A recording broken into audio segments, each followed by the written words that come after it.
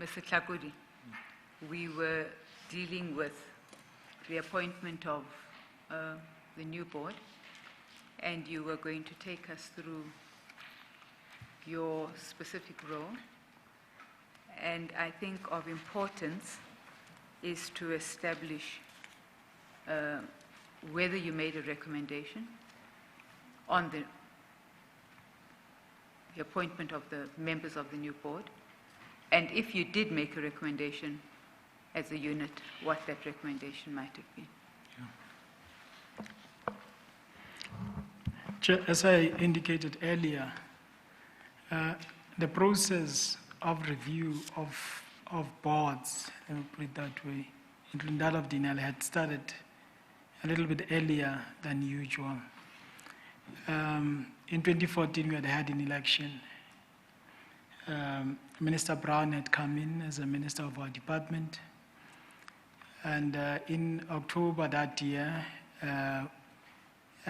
we had sent out an advert as a department to refresh the list as we'd normally do.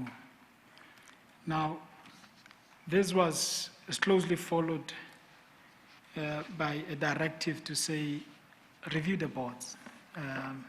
As you can imagine, we're still quite far away from the end of the financial year when this process commenced. Be that as may, that's been asked to let's do this job. Now what happened was that the governance unit, which is headed by Ms. Rathnam, in fact herself, delivered the files with the names from the refreshed boards lists to my office, myself and my team and her team. We can now get the process going in terms of putting together the proposed list. This was towards the end of 2014, after the adverts had gone out, which was in October. In fact, I think the adverts had closed on the 17th of October. Hardly, it was not even a day.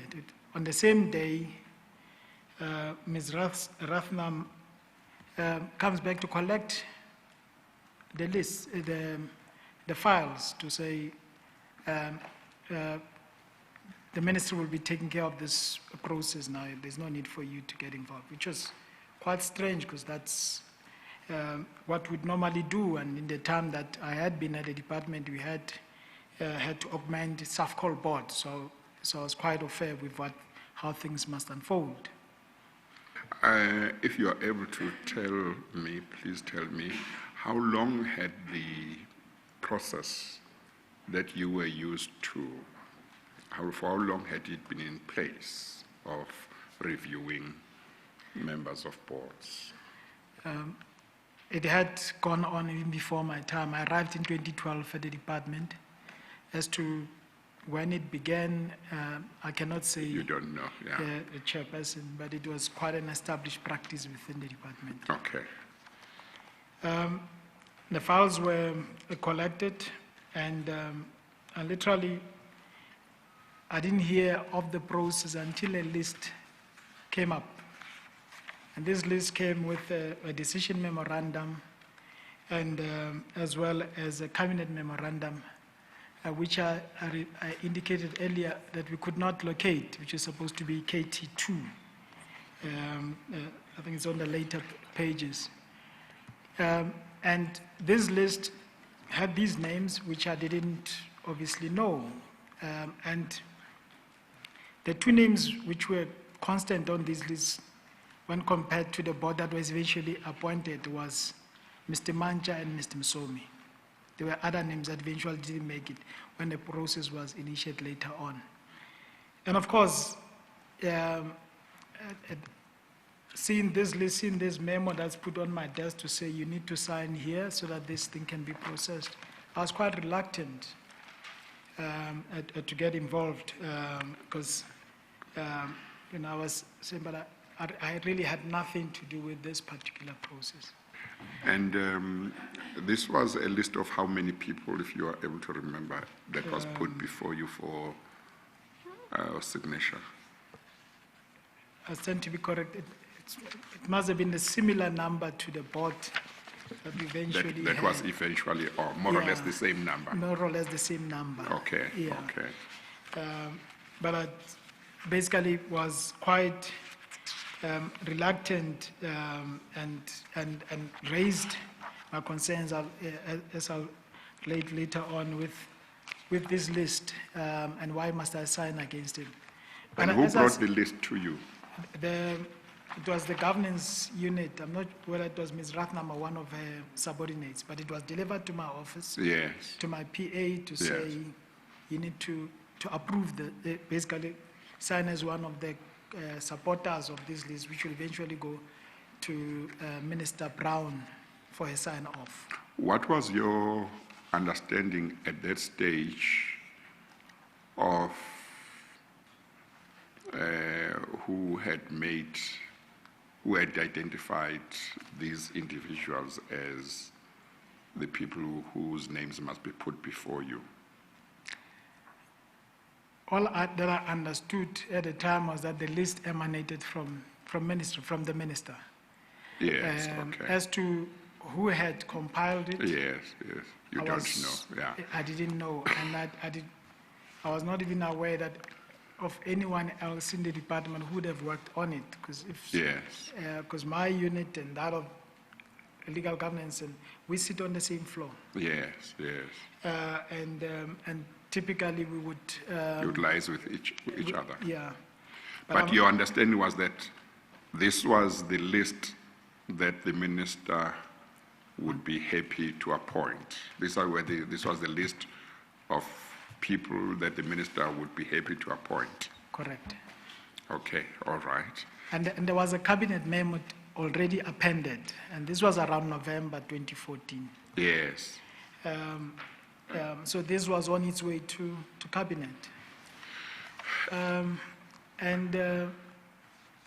don't know what transpired, but that cabinet memo was withdrawn.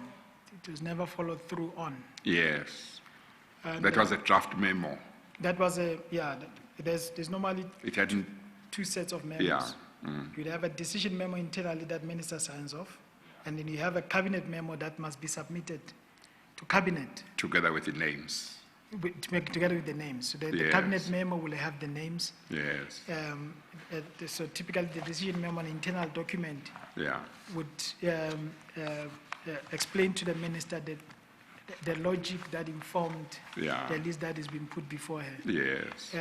And as I said earlier, Chairperson, that is an iterative process. She would have been involved anyway, because we had Yes. produced a long list. Yes. She had gone off with it, Yes. and she has come up. So we would have a very good sense of Yes. how this process should unfold.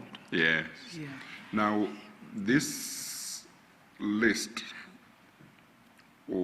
that was put before you, on your understanding, it was a list with which the minister was happy, on your understanding. Why was it brought to you for your endorsement, if that is what it was, because you were supposed to sign? Is it because there was an instrument within the department, or there was a provision in some legislation or policy or regulation that said such a list must have been endorsed by the person occupying your position? It was more of a practice, Chairperson. There was no legal instrument Yes. that Yes. required me to sign off against that. Yes. And there was no policy within the department that would require me to sign off. Yes. We always understood Yeah. that ultimately, as we do this work, we are doing it on behalf Yes. of the minister. Yes. Okay. Yeah. But obviously, as a senior official, as someone that has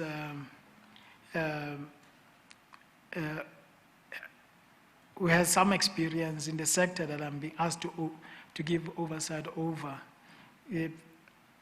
I value the solicitation of my advice and my input on documents like this one. Because ultimately, if the entity does not perform well, I share responsibility.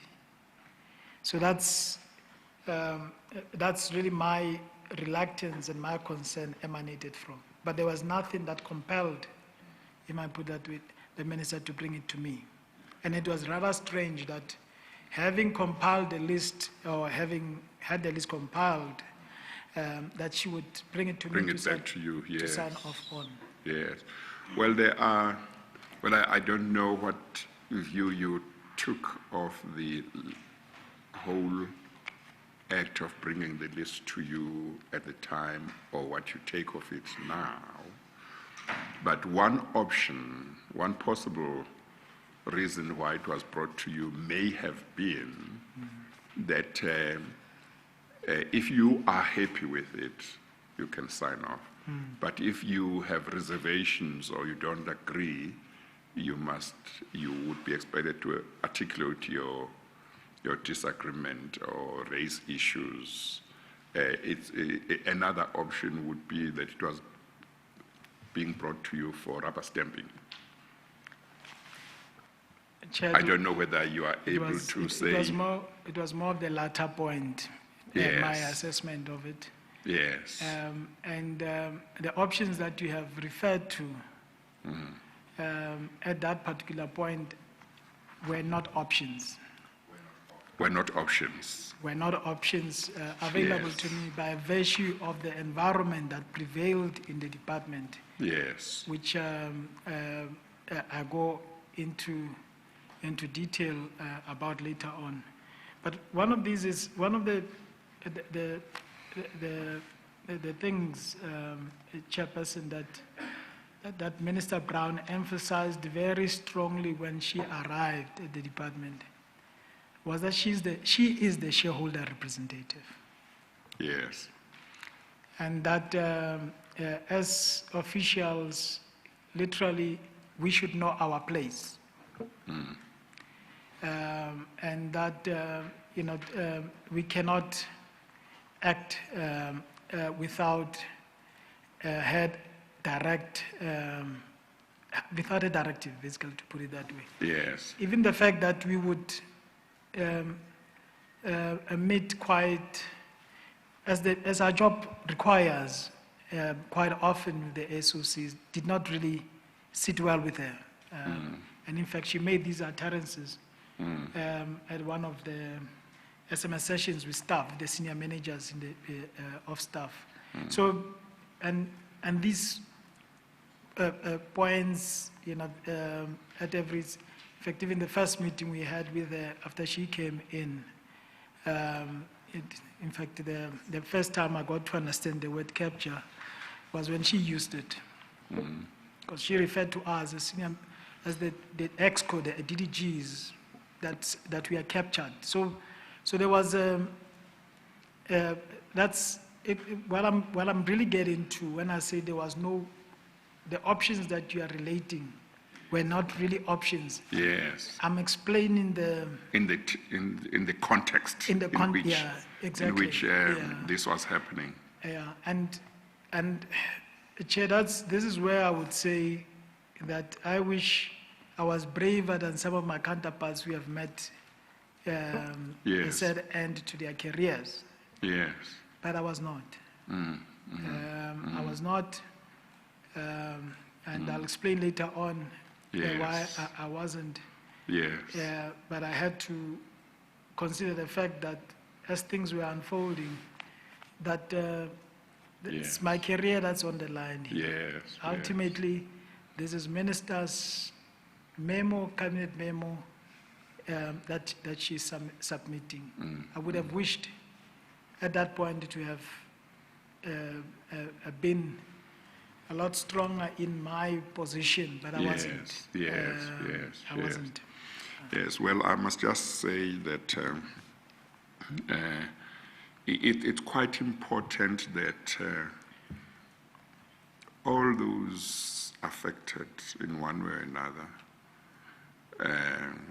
including those who may have been able to act in a certain way to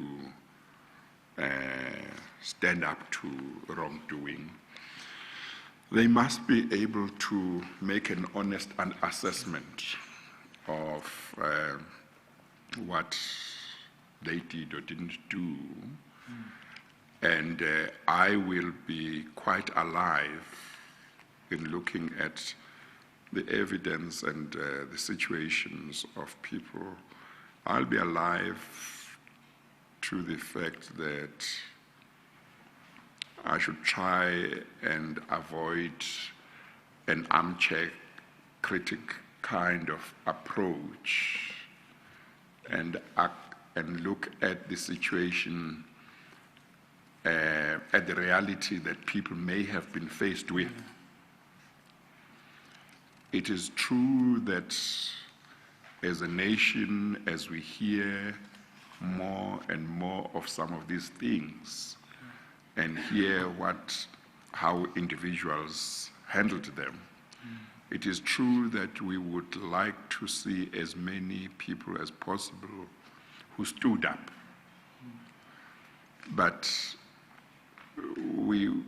in those expectations, we also need to want to look at the reality that people may have been faced with and assess the situation.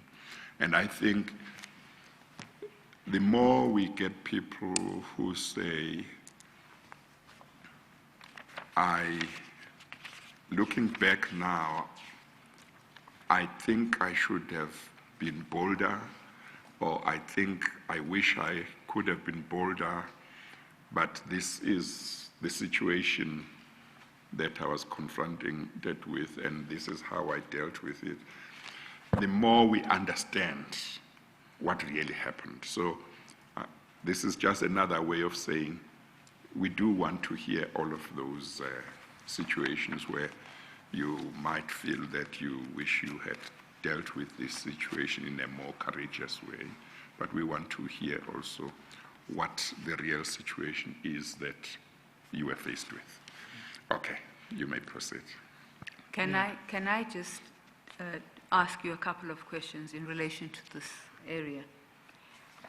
Because you are now dealing with material that you set out in paragraph 20 on page 8 of your statement, and material you've set out on page 16 of your statement, which really goes from paragraph 27 to paragraph 32. Now, from what you have written here, and I'm going back to paragraph 20, you say that you pointed out, this is in paragraph 20, the last sentence, that the appointment of the proposed chairman could raise questions and that the ministry should have a response to the inevitable questions that would be raised. Yeah. You raised this issue with whom? Because I read this to say you didn't simply fold your arms and do nothing. You tried to engage with the issue. Chair, an email was actually sent, I think, to one of the advisors. I think it was asked to be corrected. And because the person actually had picked this up was one of my chief financial analysts, Vuyo Tlale, when she looked through, when she did her Google, and she sent this email. And the email was shared with I think it was Mr. Platches, Daniel Platches, and to say we have a concern with this particular individual, and that's and basically even the manner in which it was being raised was saying, as you put it, we are being, I'll say it was quite a polite stance to say you better have an answer for this. I think looking back now, it should have been a lot stronger than that to say you can't have this person as a chairperson. Mr. Tlakula, Mr. Plakis sits in which office? In the ministry? It was in the advisor. I think it was, and I stand to be corrected. No, just sorry, I interrupted you. Yeah. In which office? Ministry. in the ministry. Yeah. And I think the chairperson, or rather the DG, was also Matsietsi Mokolo at the time. This would have also been brought to your attention. And my apologies, I think we should have brought that communication out. Yes. Yeah, so yeah, that's how it was raised in the department, yes. Can I also ask you about what you might have found out in relation to some of the other members? So by way of example, the public protector in her report, State of Capture, and I have annexed the relevant pages to W5B. W5B at page 494. She has set out a number of allegations that were brought to her attention in relation to Denel. And some of these relate to this appointment process, appointment of the board. Yeah. She says at paragraph sub Q that the following: momentum for Did the you say page 49? It's 493, 493. Chairman, paginated page 493. The report itself starts on paginated page Yes, I've got 493. 490. Thank you, sir.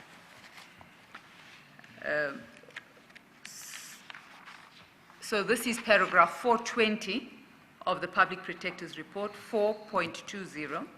My apology, which annex, which? W5B. Okay. So it's the reference document.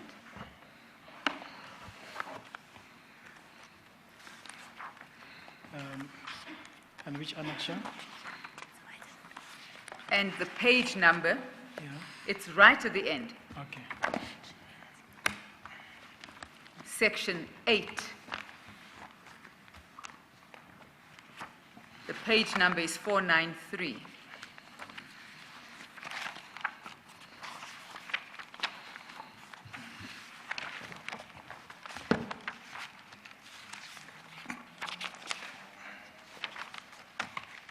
Okay, that's what Are you there? yeah.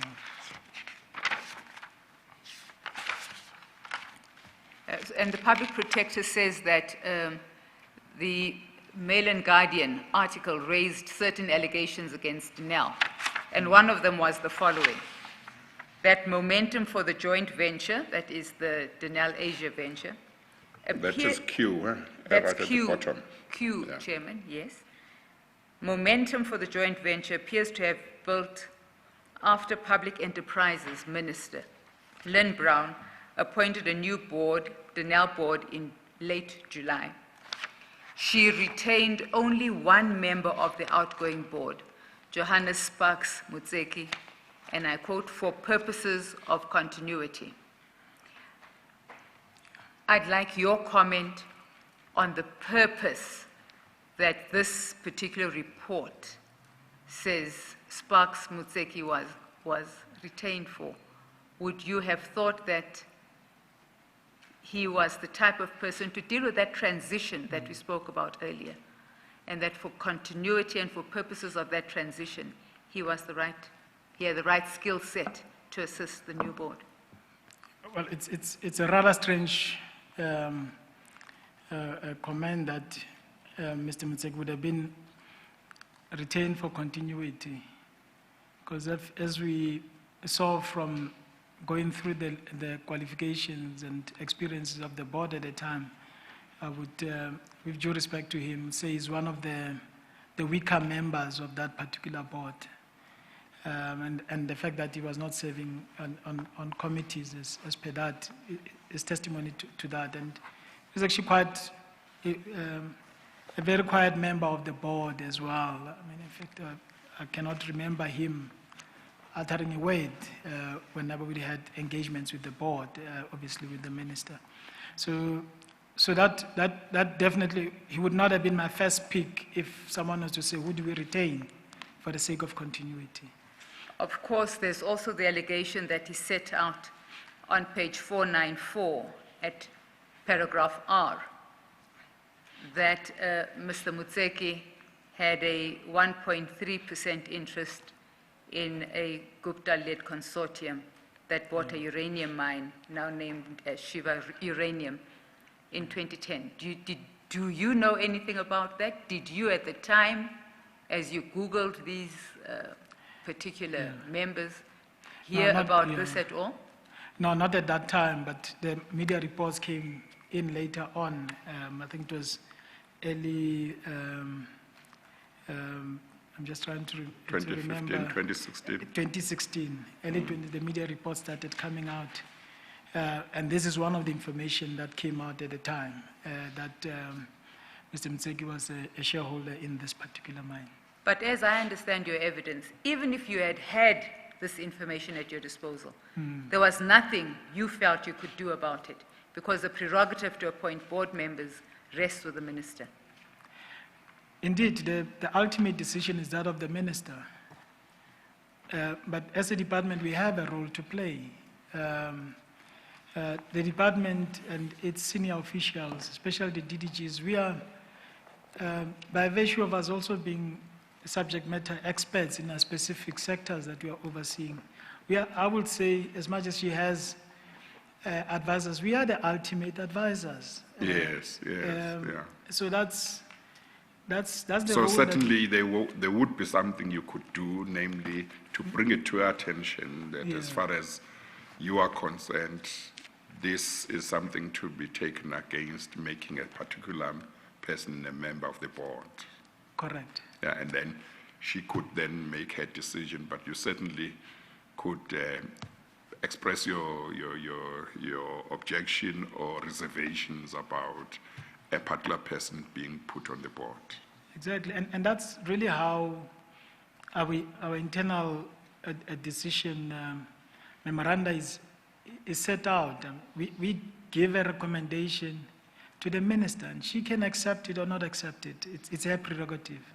In that, but we do have a role to play as a department and as senior officials. Then, because if you don't play that role, then why are we there? But of course, what you told me earlier about the process that unfolded in relation to the appointment of the 2015 board effectively didn't give you a role to That's play, correct. because on the same day on which your colleague brought files relating to various people who could be considered or for purposes of reviewing the names of the board members, same day that those files were taken away and you were told this is a process that must be managed by the minister, and you never heard from anybody about those files. The next thing you saw, you were given a list to not to consider and comment on your version, but to just rubber stamp. That's correct. Okay. Yes, but what would be helpful to the Commission, because you are in the peculiar position that you sit in, you're a very senior manager, you're a DDG in the organization, and you've suffered some form of, for want of a better word, victimization in relation to your skill set, where you are there, you are able to advise the minister because you are a technocrat, and yet that communication with the minister becomes or is made ineffectual. So for purposes of assisting the Commission, not only in establishing the facts of what happened, but for the Commission to be able to make recommendations, if the Chair so pleases, that would assist government departments in their relationships.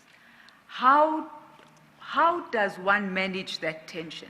How does one manage that tension between giving due deference, in a sense, to your technocrats, because they are your technical experts, yet at the same time giving the minister space to say, these are my preferences, and being able for that minister to be able to justify those preferences? It's that tension I'd like you to assist the Commission with, so that some constructive outcome, at least, can be placed on paper from somebody who's at least experienced the most awkward part of being in government.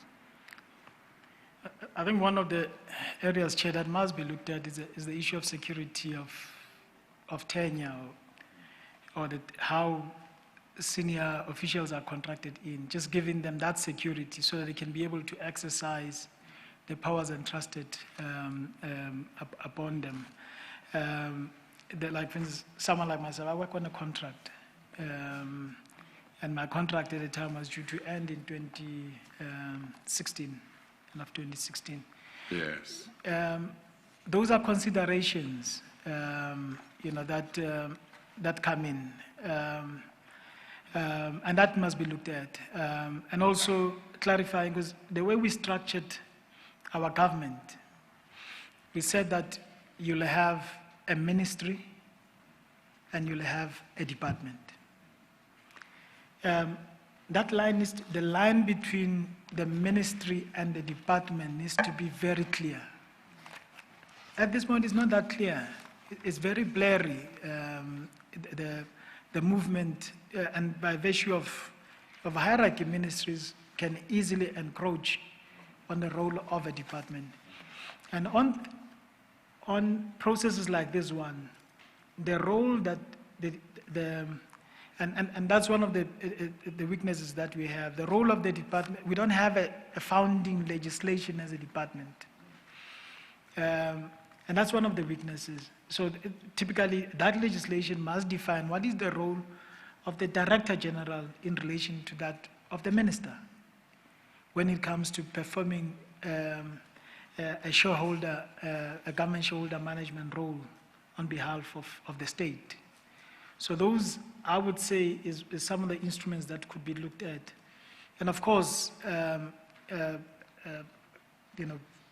of the things that could be looked at is also the issue of should the appointment of boards for state-owned companies be left solely to the prerogative of a minister and cabinet? Should there not be another independent body that comes in there to look at that? Like, for instance, in the appointment of judges, we have the Judicial Services Commission, for instance, so that it's a transparent process where the public gets to know well ahead of time, these are the people that are being considered to go and run that particular entity. And people can raise their hand and say, X, I know him, he has these weaknesses, he would not be suitable for that particular role. So it becomes a much more open, it's not transparent. Transparent, yes. It is not left, to process away from the public eye in the departments, and they get subject to some of the weaknesses that I have communicated here. So one of the points you are making is that if you are a senior official, such as a DG or a DDG, and you have to stand your ground to a minister that, in your view, may be wanting wrong things to be done, and that is the same minister who must either renew your contract or recommend that your contract be renewed, and you know your contract is soon going to have to be considered for renewal, it places pressure on you in terms of standing up for what is right.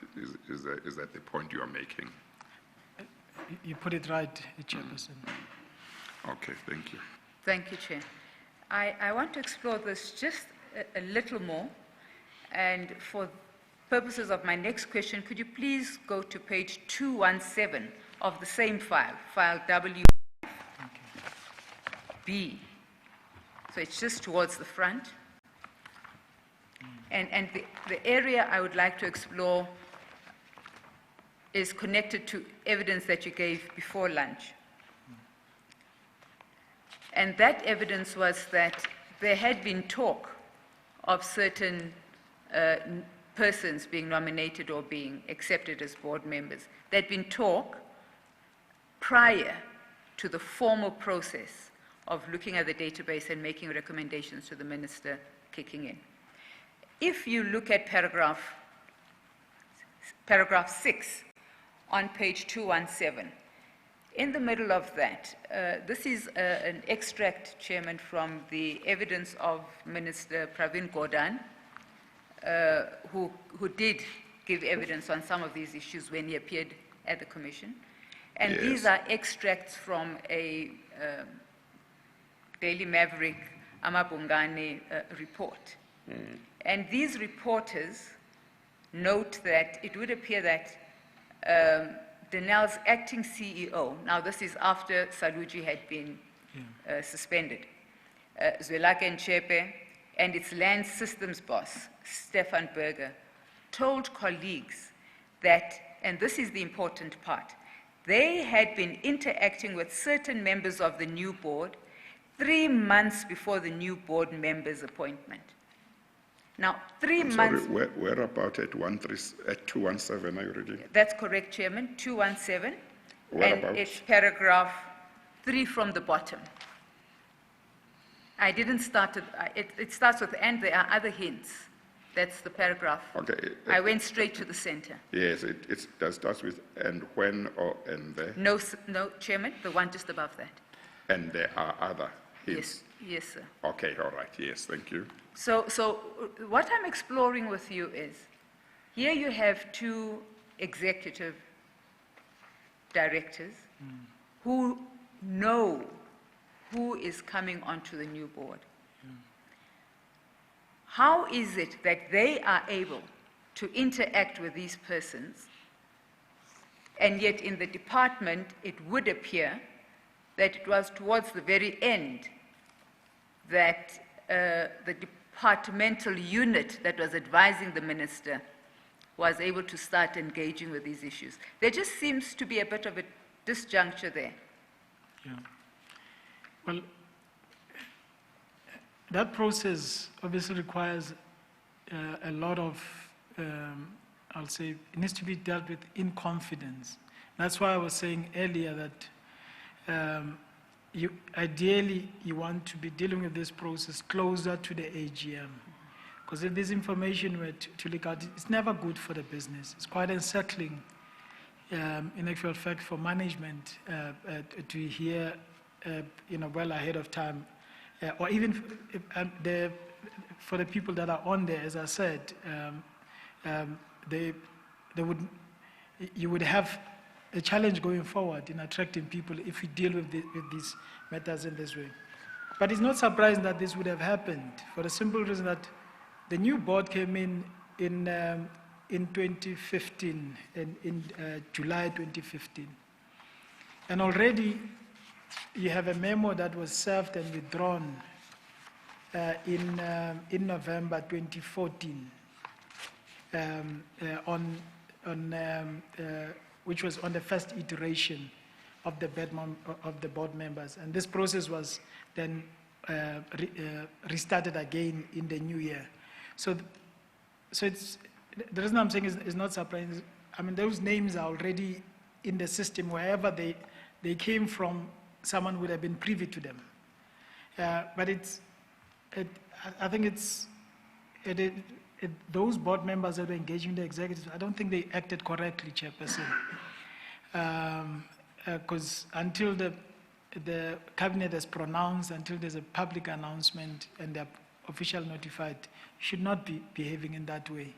So, but as I say, there's just too many things that were left loose here that would result in that kind of thing happening. And you have to question the integrity of those board members that would go and engage.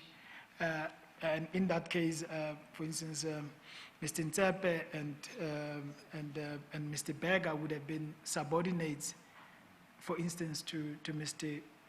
Saluji and Mr. Mhontlo. I mean, for those people to go and speak to the people at that level, you wonder what were their motives for going and speaking to those lower level employees when you have executive directors that are entrusted with that business. I wonder what they sought to achieve by doing that, but it doesn't look right. I think what is also more concerning is the fact that the department had no clue that there were executive directors from business units within Denel Yeah. who were talking to people who were about to be nominated onto the board. So that means that when it comes to consequences for deviating from set procedures or set conventions, people know that there are no consequences, which is why they can engage in conduct of this nature. Councillor, I think you have hit it on the head. Because the question that would arise is what would give them so much confidence that they would entertain this sort of discussion? Well, what is your answer to your question? Well, I guess it goes back to this whole cycle of state capture as to how it has been defined, to say, you know, you replace the board, you replace the executives, and possibly these people were being prepped to assume that vacuum of executive leadership in that entity when it does arise. I don't know, I'm just speculating, I must say.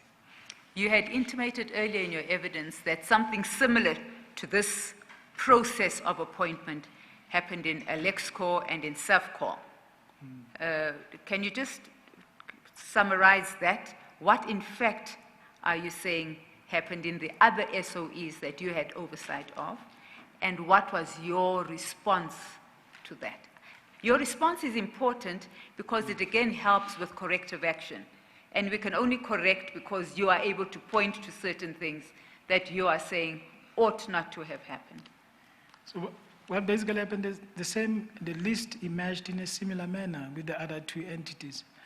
We did not have the privilege of even being presented with a memo to rubber stamp with those two entities, because the minister changed the process. Which minister was this? Minister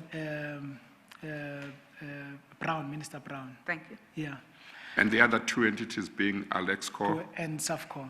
You say the lists for new members of the board emerged in an unusual way there as well.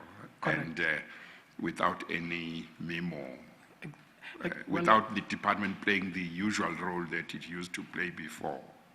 Well, the department played a role, but I would say it was a rubber stamping role. But the sector teams were no longer involved. So now this was left only to legal and governance to manage that particular process. Okay. And that was also that was a product of the executives in the department at the time engaging with our DG, the acting DG at the time, Ms. Matsitsi Mogolo, to say we are uncomfortable with this, what's going on here.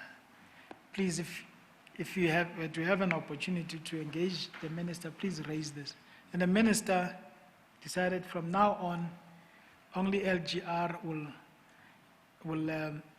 run with the process. And I must also, when I say LGR being the legal governance and unit. risk, and even in saying that, I have to qualify that because not all the colleagues in that unit were involved.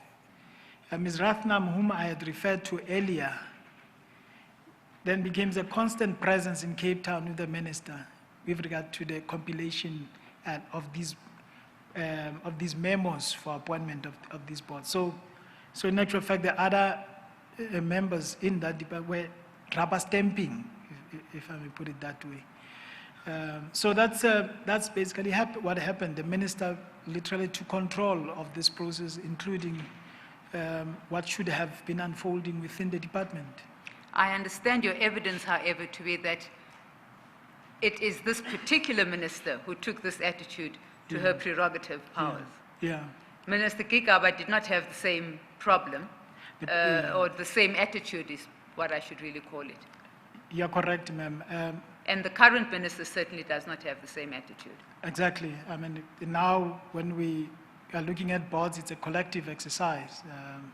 We sit around the table with the minister there, we go through the list, we ask ourselves, what skills do we need? And as you'll see, with these boards that we have now, they're very strong boards. They have very strong sector knowledge, people that are on there, because we have an opportunity to make that particular input.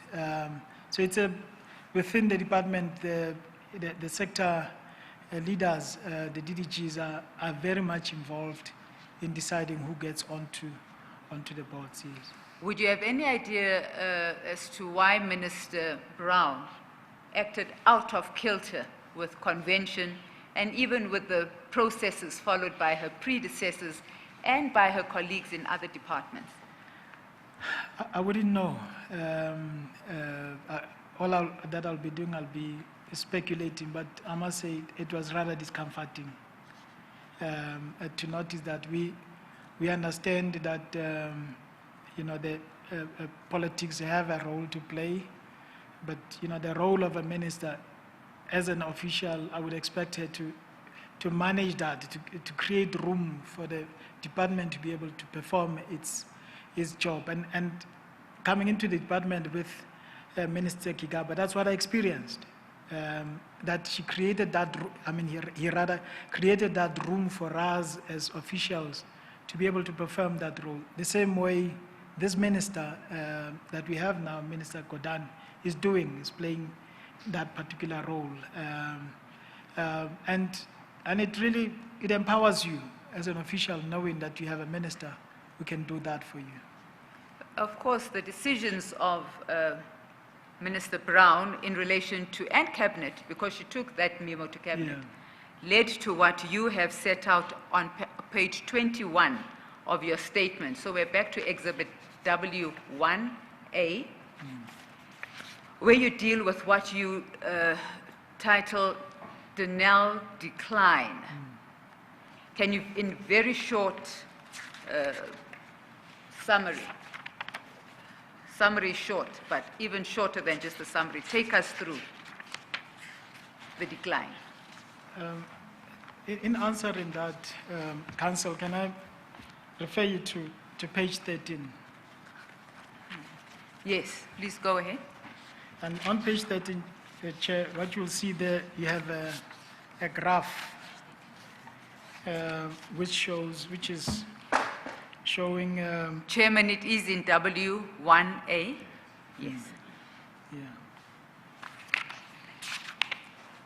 Yes, I see the graph. What it shows the financial performance of Denel from 1999 to 2018. What it shows in the earlier years from 1999, Denel was showing some recovery, but what it doesn't show is that Denel, prior to 1994,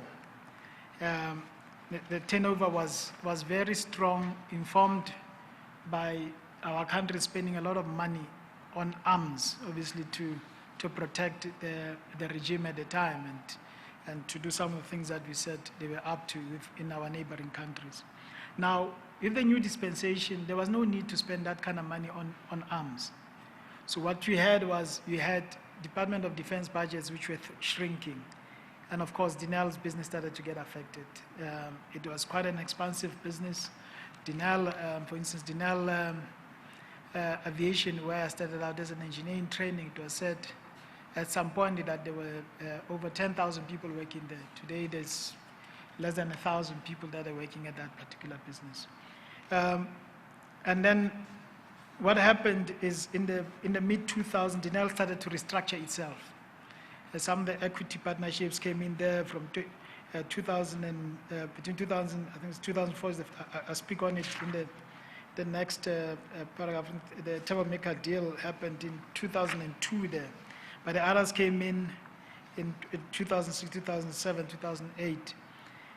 So what would happen is that Denel now started to become a little bit more focused. Obviously, some of the top line that was related to the divisions that were sold off came off. But what also was happening was that there's a price to pay for doing the restructuring that Denel did. But the great thing was that then the business started to recover. But as you'll see, there's very few years, even before, the orange bar is the profit, that Denel was making profits. It was making quite significant losses in the late 2000s, but around 2010, things started to look up. as we'll see, by 2012 it had made a little bit profit. 2013 it started to go up, and in the 2012, 13, 14, 15, that growth that I referred to earlier started to come through. By 2016, the board had been changed in July 2015. By 2016, Denali hit 8.2 billion rands of turnover. But that was off the back of the previous financial year. Well, this was the momentum that was carried through by the hard work that had been done by previous boards. I mean, the boards, remember, if the chair can recall, the bulk of the board members that were replaced had come in around 2011. Yes. And if you look at that, you'll see from 2011, it begins to go up. it goes and quite aggressively so. Yes, yes. And that momentum carried through because remember the new board, Manchester's board, came in July. It carried through that momentum. You still had the executive team there. You still had Riaz and Fikile there. So they hit 8.2 billion. But then from 2017, things started to unravel. Yeah, but just a small correction, Riaz and Figile were Left in- suspended in September 2015. In September 2015. Yes, Yeah, but I would agree with you just from what you're saying here that it was the work that they and the other members of EXCO and the boards Correct, that served yeah, under had put yeah. in that brought them to the point where you had those numbers showing in 2016. Exactly. So so obviously about what would it have been September? That would have been 2 or 3 months after they came in, Riaz. But that's the momentum, and in that year, the budgeted numbers were exceeded. In 2017, things started to unravel. What you see there, the bar still looks great. Am I 2017. am I right to read the graph as meaning that the highest performance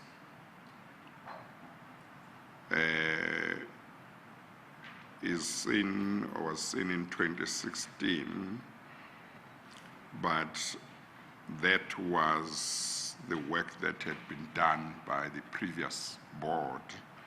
But then in 2016 or soon thereafter, then the performance went down drastically. That's correct. Yes. Okay, yes. And this is what you refer to as the decline in Denel. Exactly. And In other words, I mean, I see the note on the graph just above 2016 says Manja-led board appointed on 23 July 2015. It looks like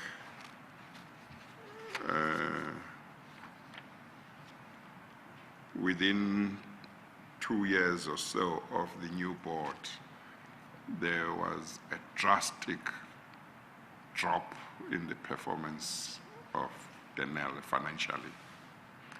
Is that right? you're correct, Chairperson.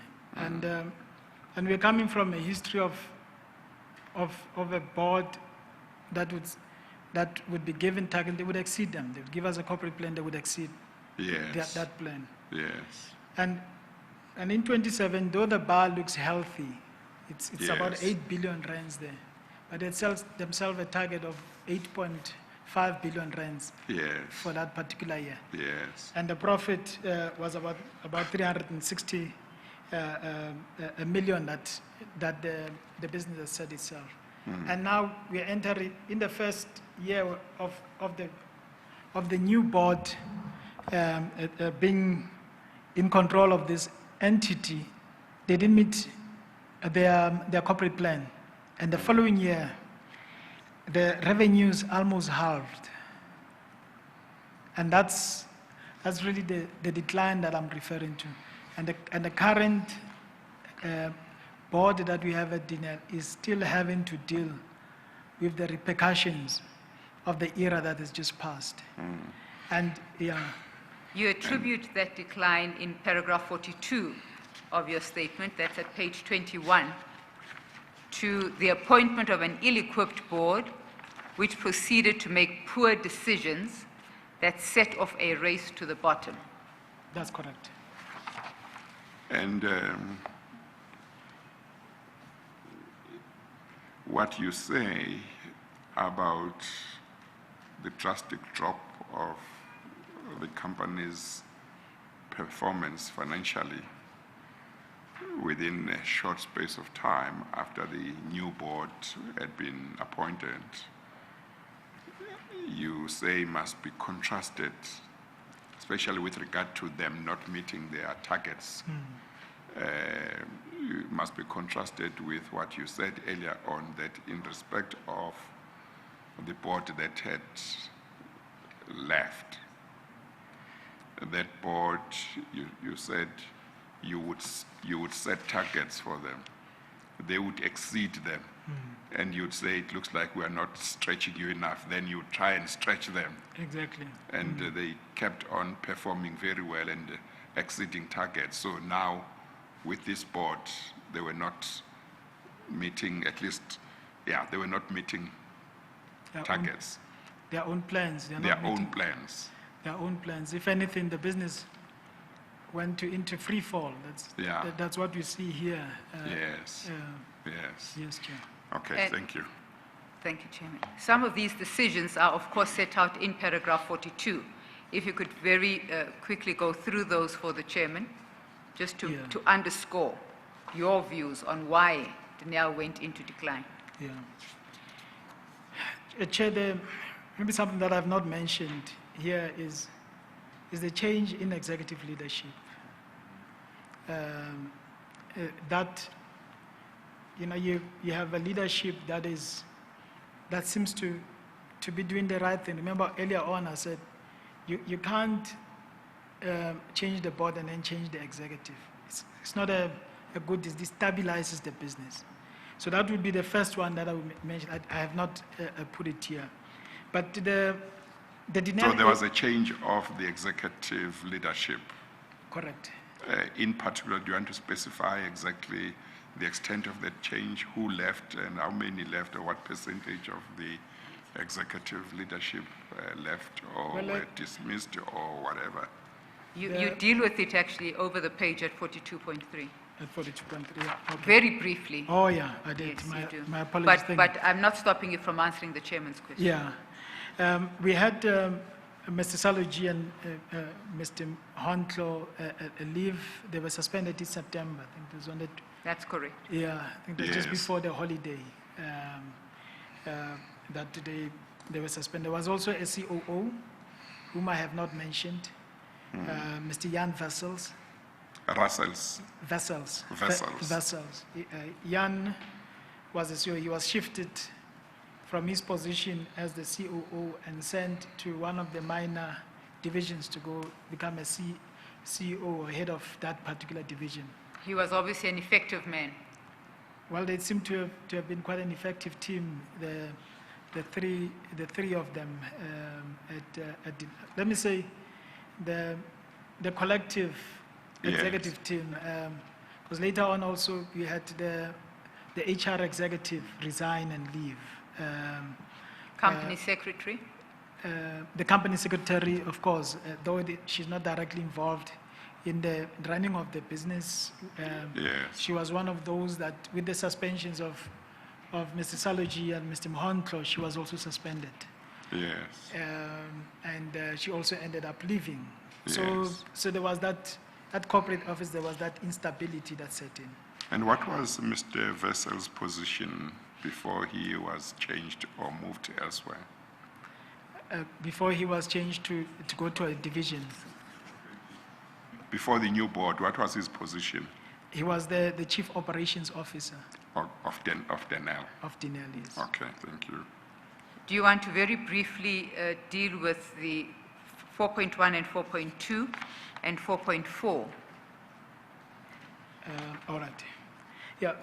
It's 42.1, I beg your pardon, 42.1, 42.2, 42.4. Yeah, on page 21. Chair, the Denel Asia, and I made a statement earlier to say Denel was quite a fragile business. The profit margins showed that. They were not that healthy. And it's coming from long years of losses. Now, Denel is a business that's quite reliant on funding, on financial institutions. Because all the government, in terms of the 1.8 billion that we spoke to earlier, had provided a guarantee. They still had to go to the banks and to the asset managers to say, loan us money against this guarantee. Denel, in order to, the order book that we referred to earlier, when an order is placed with Denel and there's an advance payment from the client, that advance payment needs to be secured by a bank guarantee. So Denel must go to a bank and say to the bank, we need to have this facility in place to secure this money that is being advanced so that the client can have that as collateral in case things don't go well, we don't execute the so it was a business that was very reliant on financial institutions because obviously any funds that Denel would have accumulated over the years would have been eroded by the losses that I referred to. Now, when you go and establish Denel Asia in the manner that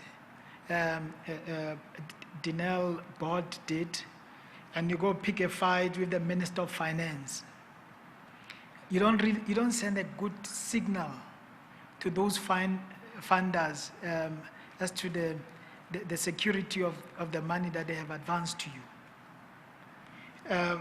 Now, obviously what happens is that they become reluctant to extend further fed-up facilities to you. And what also happens is that as the current facilities that you have expires, they say, no, we'll not be renewing because you are a risk to us. And also when you undertake projects, like for instance, the acquisition of BAE land systems, we can Denel vehicle systems.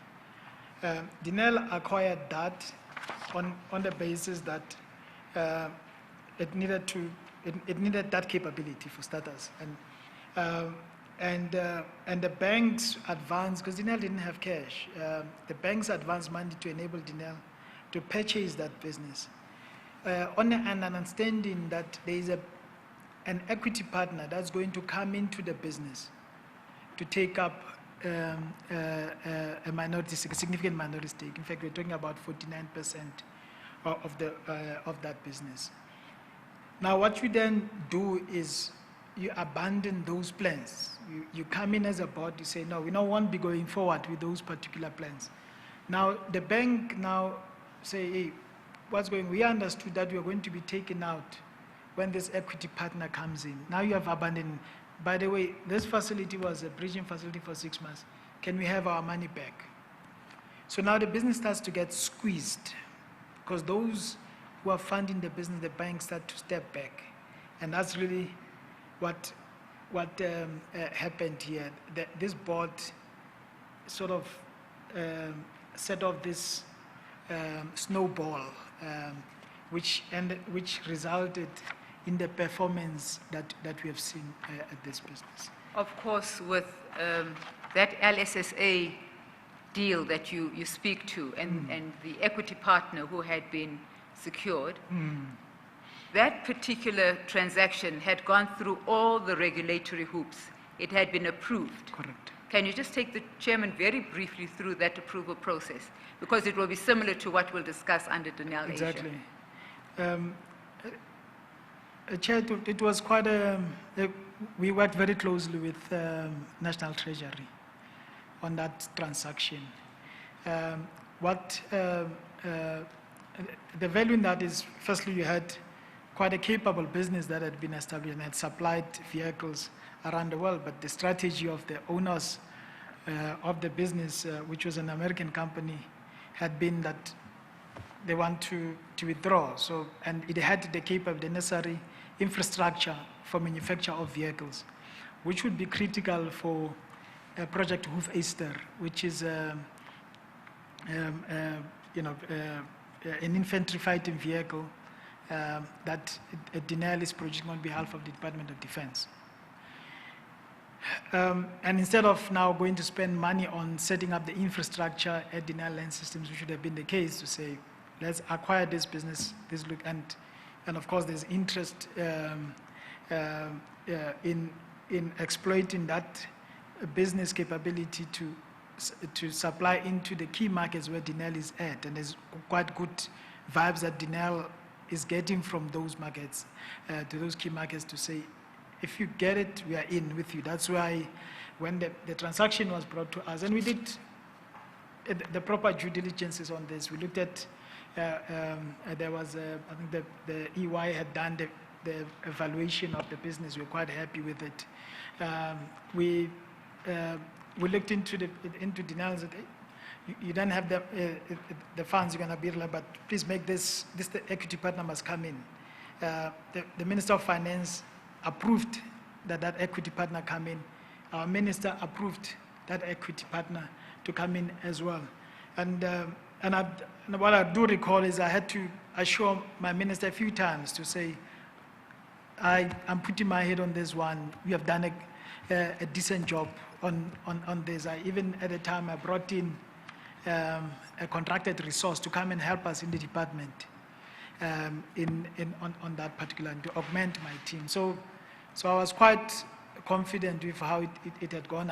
I mean, I had, of course, we'll have engagements with the executives, but I also went and met with Marty at the time, the chairperson, to also get a sense from myself, and I left quite assured that this was a good transaction. And of course, having an equity partner was a condition that was set by the Both ministers. shareholders and by the Treasury. That's correct. And once that equity partner was cut out and the deal collapsed, Denel had difficulties in raising that money. They created a hole for themselves, yeah. Because immediately you have to find 455 million to settle the bridging facility, which you don't have. So what do?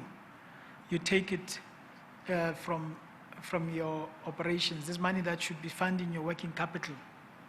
So you take it out of the business. So now the business starts to get squeezed because you need money in order to keep the operations going. So that's basically what this board did. And even today, I'll still really like to understand why they would make such a decision. And because it didn't make sense.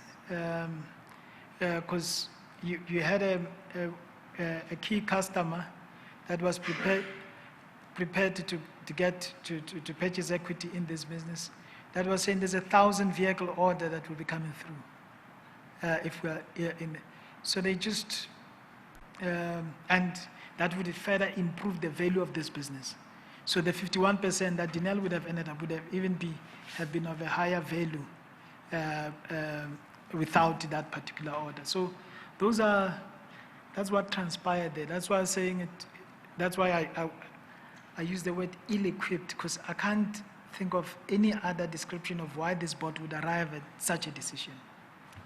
And of course, there have been no consequences for that particular board.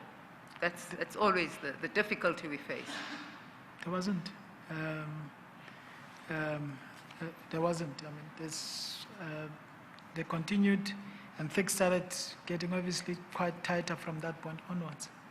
When you say you think this board was ill-equipped to deal with, that's the explanation you can think of for the decision they made.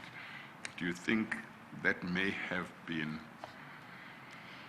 a result, at least in part, of the skills gap that you testified about, that you saw in the board when you saw the list for the first time? Chair, that would be one of the factors. Yes. Definitely. But I believe if you had the best, even if you do not have collectively the right skills makeup, Yes. if you have the best interests Yes. of the business at heart, you would see the value of such a transaction. Yes. You would. Yes. But they chose not to see it. So, well, there are two possibilities, maybe more. The one may be it's the result of not having the right expertise or knowledge or advice. Another one may well be, I don't know, may well be a situation where you want a particular objective that you want to be achieved, and you want, or you may be aware of what is required, but you ignore that, or you may be aware that you don't have the expertise to make this decision, but you don't decide not to ask for, seek advice, relevant advice, because you so much want to achieve the particular objective. Those are some of the possible explanations one can think of. I don't know if you are able to comment on that, or you are not able to. Well, Chair, as we have come to understand state capture, that institutions and entities of the state are diverted away from performing the mandate for which they were created, to serve other interests. That's another logical explanation that we can come to, especially as we came to understand the Denel Asia transaction,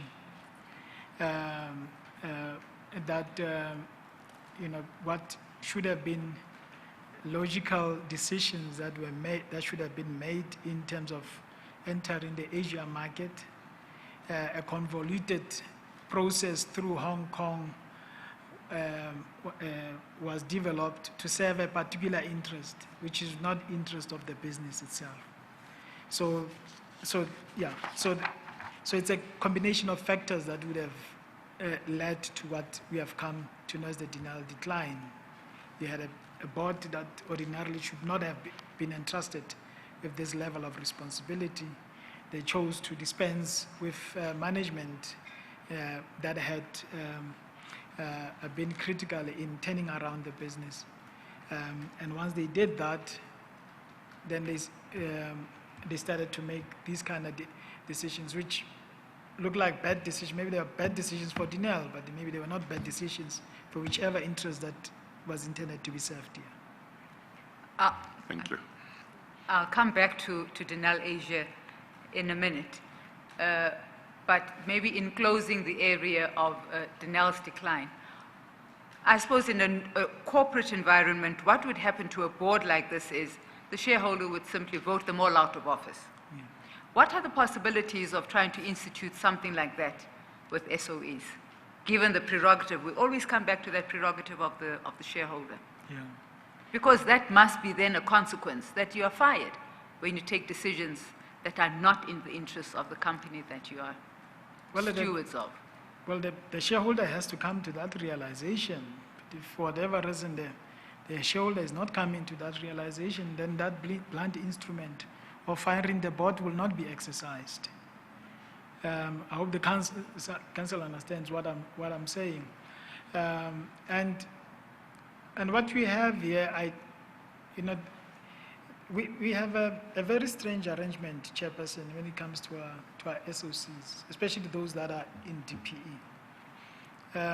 What we have is we have independent non-executive directors. In fact, all the non-executive directors are independent non-executive directors. You don't typically in a business, what should they have? The shareholder will have a representative sitting in that board. If you are 100% shareholder, typically as a private shareholder, you definitely want to be chairing that board so that you direct it in the direction that you want. But we don't have that. What other countries have done is they would appoint senior officials onto this board, but also that brings up its own challenges. You mean senior government officials? Senior government officials onto these boards, so that someone who speaks on behalf of government is sitting there. I recall seeing the Botswana in Botswana here, that some of the senior officials, typically your DGs, are sitting in there looking after the interests of government. We have seen a similar thing in Singapore. So that's one of these countries, because the thing with an official that is sitting there, if bad decisions are made there or they're acting without mandate there, you have other instruments within the department to deal with that particular individual. Even IDC here at home, it puts some of its executives onto businesses that they acquire. And obviously, if they may misbehave, like it has been reported in the news recently, they are able to deal with them. So I don't know how you can say, you go about it, but firing a board every time is such a blunt instrument, because it tends to happen also so late. The mess has already happened. Except, of course, where you're going to be able to take steps to declare them to be delinquent directors. So you follow through with firing them and make sure that they will not serve on any board. I agree fully with you. And that's the plan currently with this current minister, to say those that are found, have been found wanting through processes like this one, should not be given an opportunity to run another entity in the future. And of course, what that will do, it will send a very strong signal to those that will be appointed afterwards to say, behave in this manner. You literally are ending your career as a director. That's what you are doing. That is one way that this blunt instrument could maybe be enhanced to ensure these sort of things do not happen. Thank you. I think we should move on to page 23, which specifically deals with Denel Asia. Maybe I can mention this. I don't remember that you deal in your statement with what happened at the first AGM of the new board and the second AGM, because the first AGM, I don't know if the first AGM would have been in 2015 for the new board. No, it would have been 2016, I would imagine, when they would have had about a year in office. So bearing in mind what the minister had to say about the previous board at the last AGM they attended, in terms of the good work they had done, and bearing in mind the graph that we looked at earlier on, where it started, the performance of the company financially began to take a knock and was going down drastically and quickly as I read the graph. It would be interesting to see what the minister's address to the board was, to the new board was at the 2016 AGM and at the 2017 AGM, because 2017 the situation had become very bad, and particularly bearing in mind that at the last AGM of the previous board, she had said something to the effect that it was clear that the performance that they had been able to achieve was going to be sustained, as I read her statement.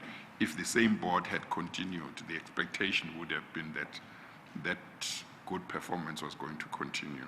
So now the opposite was happening. So it would be interesting if we could see what she had to say to this new board, 1 year old and 2 years old, in the light of the performance.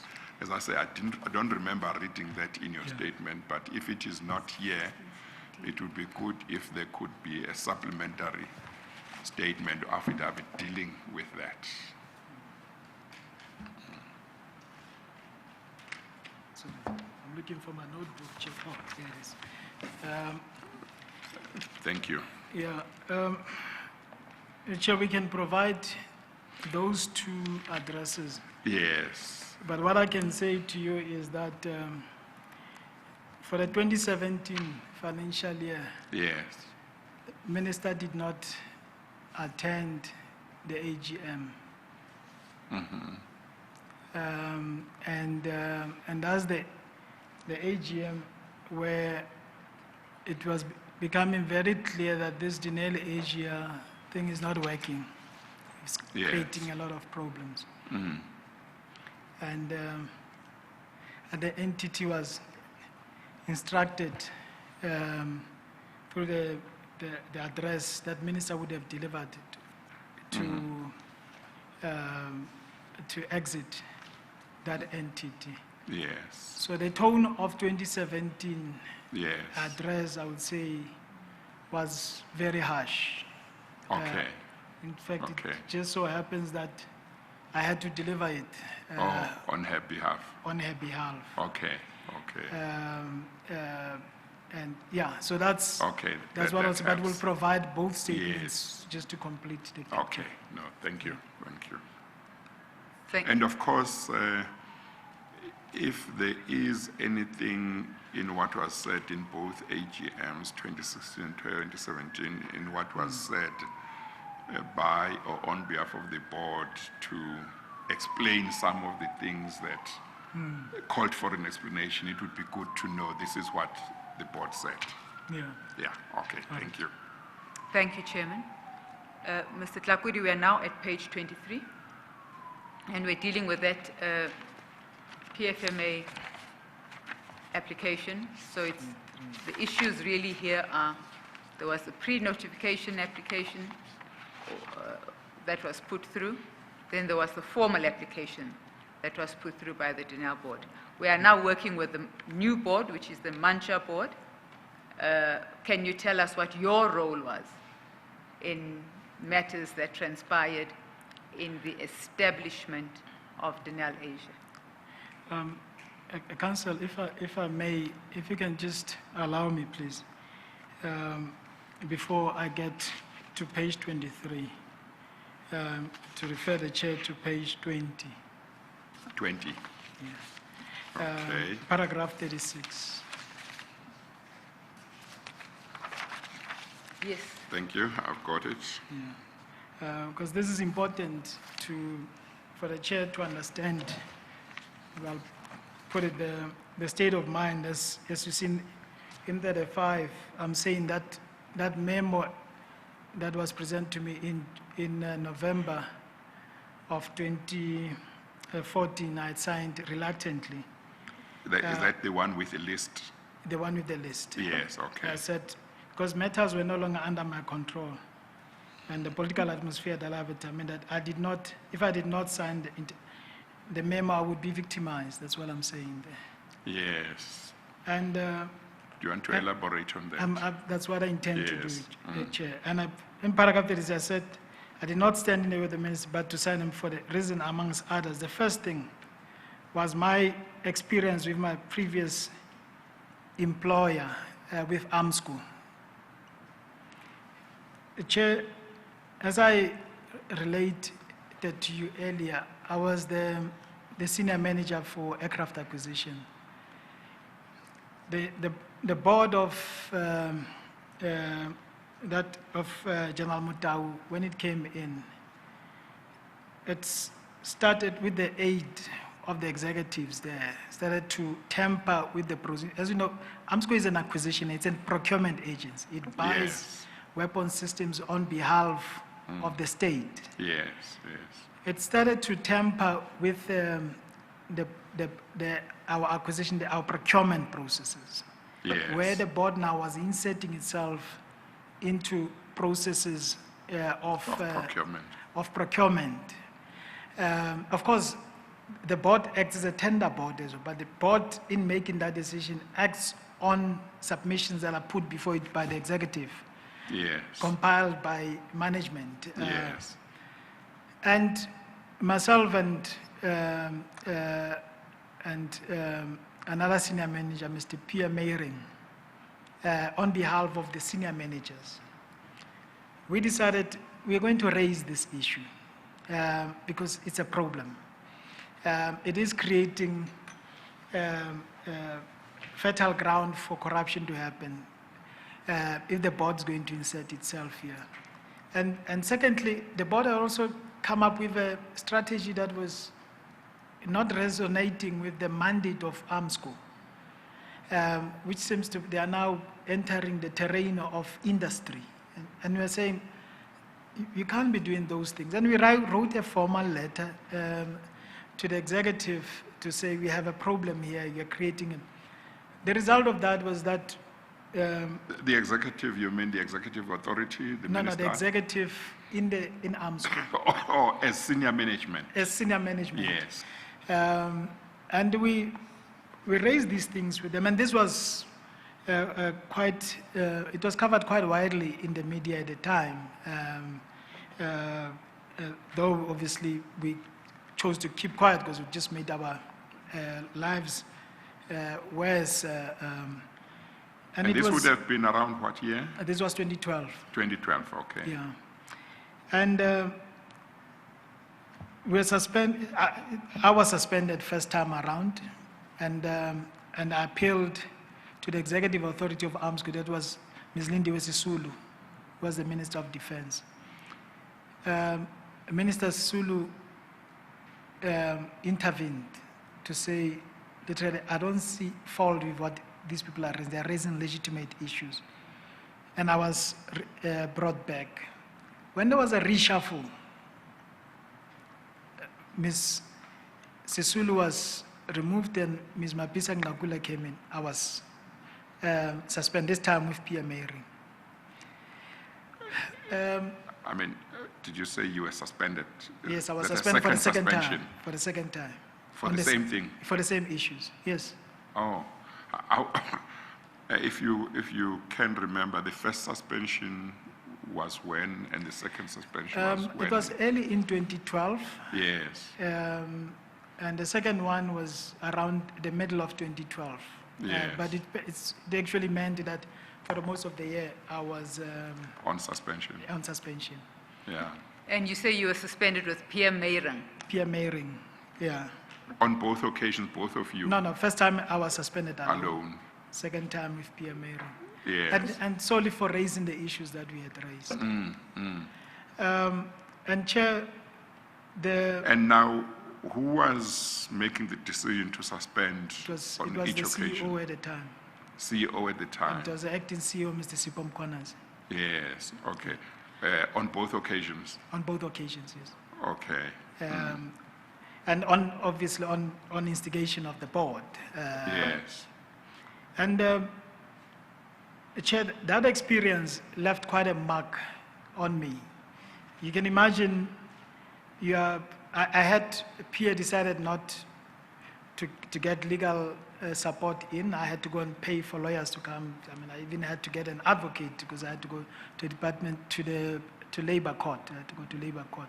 It cost me a lot of money.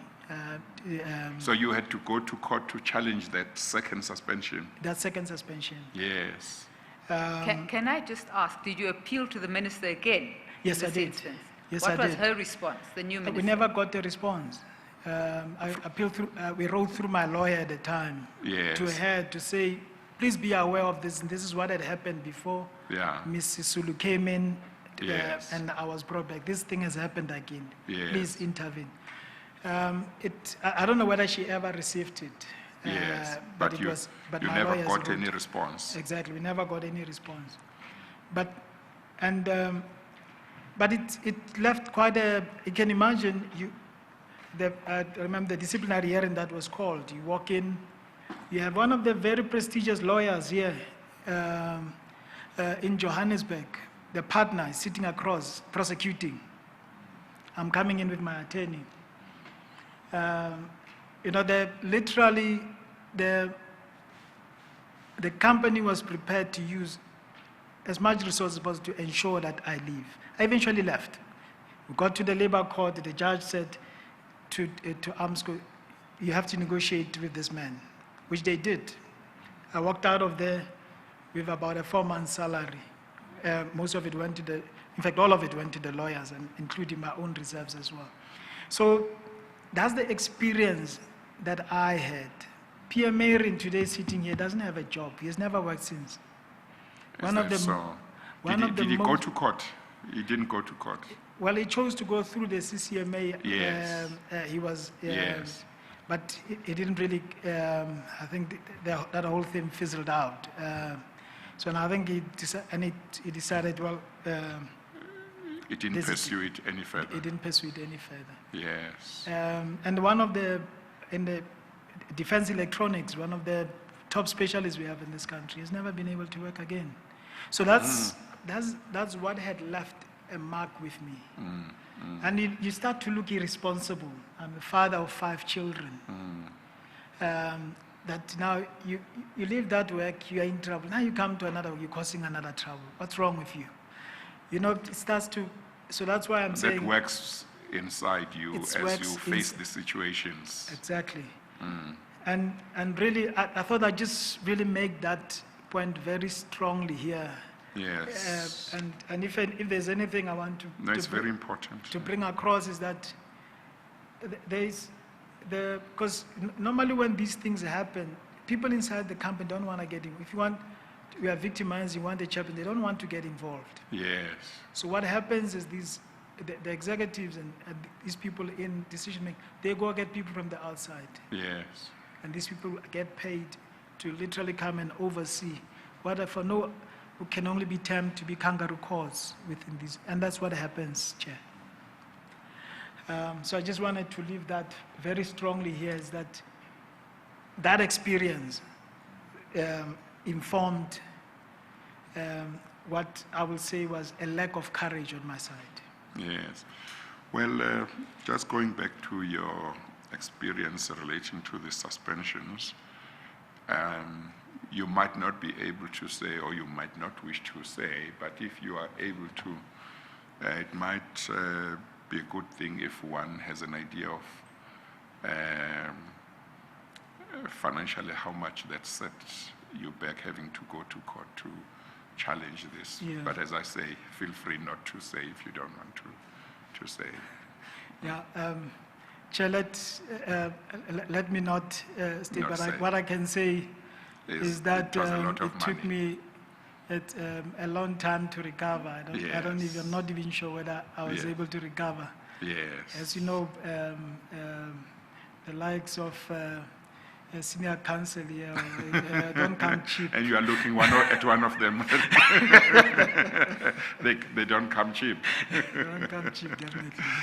Okay, But no, you no, were it's of, all right. I beg your pardon. No, that's all right. No, that's true. But have you got documentation relating to that saga? Because Yeah. it might be helpful to get some documentation in regard to what happened. Yeah. Maybe with a supplementary affidavit, Mr. Bashe, what do you think?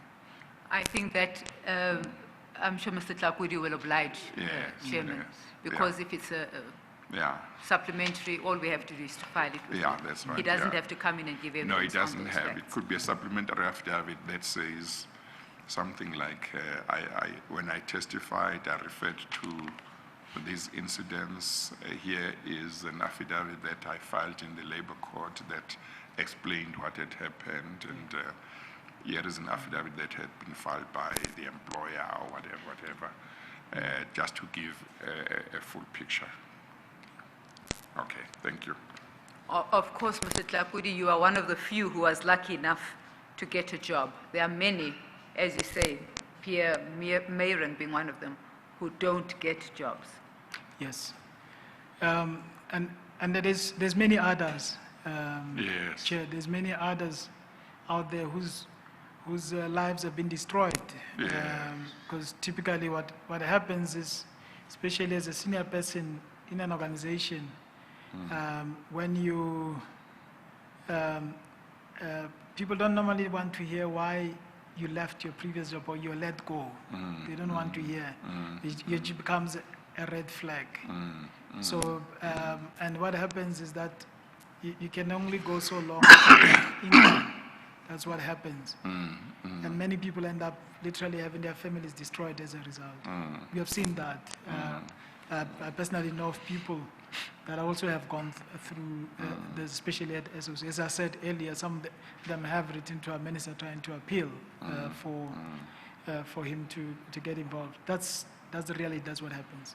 So, like I said, I was fortunate in that in the midst of all that, I was headhunted by DP because they had been looking for someone to come and perform this particular function under Minister Kigaba.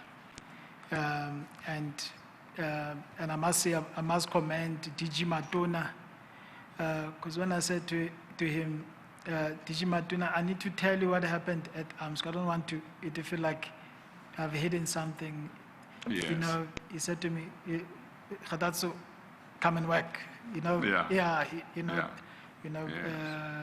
And that was, because I remember this when after I informed that I was getting the job, I called him because I wanted to just make him aware, so that because I was quite sensitive that I'm moving from an entity that was overseen by another department and I'm moving into a department. So I wanted him to understand. Yeah. Well, I think that people who have genuine cases of having really been victimized for standing for what is right in the interests of government departments, state or parastatals, and so on, who are still out there should come forward. I don't know what recommendation, if any, I could make in regard to them at the end of the whole work of the function. But I can imagine that if I was one of them sitting at home, having had my career destroyed when I'd done nothing wrong but stand for what is right, I probably would have taken the attitude that I would like to tell a forum such as this and let the nation know that this is what happened to some of us who tried to stand for what is right. Let the nation and let this commission see what it can recommend, because it may well be that the commission might have to recommend that something be done. What that thing is, I'm not sure. Something be done to try and bring justice for those, bring justice to those people where it's genuine cases of being victimized for standing for what is right in the context of state capture and corruption. So if you know more of such people, do encourage them to come forward and share their story with the commission. Yeah, thank you. Thank you, Chair. Mr. Tlakudi, of course, again, at page 20, there was a second element to paragraph 36, and that concerned the political atmosphere. Yeah. You may just want to briefly speak to that matter. Yeah, the reason I had not touched on it, I had earlier spoken about what I would say was the attitude as to the role of the department from the minister, Minister Brown. I've spoken to that. That's really what I'm talking to when I talk about the political atmosphere. And of course, as I'm going to detail later on, you'll see that that atmosphere, took a different, went to a different level with the DG that was appointed in the department. Thank you. Can we then move to the Denel Asia matter, which you'll find on page 23 of the paginated papers? What page? Page 23, Chairman, of the paginated papers, that's W1A.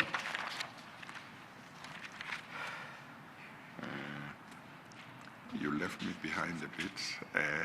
Chairman, did you deal with that important point at paragraph 38, where, according to Mr. Bahuti, the minister said the sector DDGs should be removed from the process and they should, and the governance unit should just provide sectorial services. Chairman, I'll ask Mr.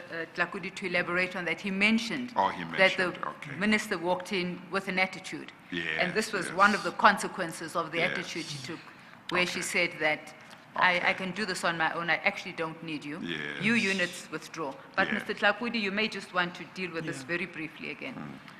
Yeah, Chair, the council is correct. That's really was the consequence of this. Yes. And as I explained earlier on, the memo process changed. Yes. Not only legal governance and risk Yeah. would be the ones that would sign off Yeah. on the memos, and as Yes. Okay. No, I think, yeah, I and remember referred you to the mentioning head of it. governance as to the role that she was playing in this regard. Yeah. Okay. No, that's fine. So we're at page 23 now. Thank you, Yes. Chairman. Okay. Mr. Tlakudi, PFMA, it's a central piece of legislation to SOEs. Please talk us through this process. And I'm quite aware that there are two very critical sections that you deal with in your affidavit. The one is section 54, and the other is section 51(1)(g). That's correct. Can you talk us through your role in this pre-notification process that Denel triggered and the final product that essentially broke the camel's back and had those court papers served on parties? Chair, the Section 54 of the PFMA basically says that if the entity intends to undertake a significant business or to dispose of a significant part of its business or a significant transaction that obviously has the potential of putting the business at risk, that the executive authority must give approval. And what we have done is that informed by National Treasury regulations, we have what we call the significance and materiality framework. So what we do is different types of transaction, whether it's an acquisition of a business, whether it's a major procurement undertaking, those would come to the department. So we'd say if they constitute so much percentage of your turnover, for instance, of so much of your assets, percentage of your assets to be disposed of, get the minister's approval. So that's what really the Section 50, how we have dealt with Section 54. Section 51, 1G speaks to when you must get the Treasury's permission to start what basically would be another SOC limited, and that's the difference between those two. Section 54 does not always go with Section 51, 1G. Is that like if you want to start like a subsidiary or something? Is that if you want to establish a subsidiary? If you want to establish a subsidiary, that's Okay. correct. That's Okay. correct. Or even, it doesn't even have to be, it can be an associate when you're taking a significant shareholding Yes. in another, so it's going to be an associate company, Okay, then you must still come to Treasury. yeah, to executive authority for permission, and of course, but if you are starting this a subsidiary, 51(1)(g Yes. would typically be triggered. Yes. Okay. Yeah. In fact, if I may, Chair, Mr. Tlakuri, I've just very quickly looked at section Yeah. 54, which is Yeah. what you're dealing with. Yeah. And the types of transactions that Yeah. approval must be sought for Yeah.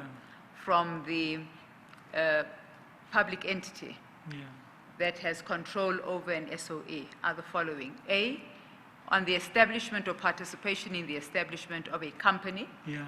B, participation in a significant partnership, trust, unincorporated joint venture, Yeah. or similar arrangement.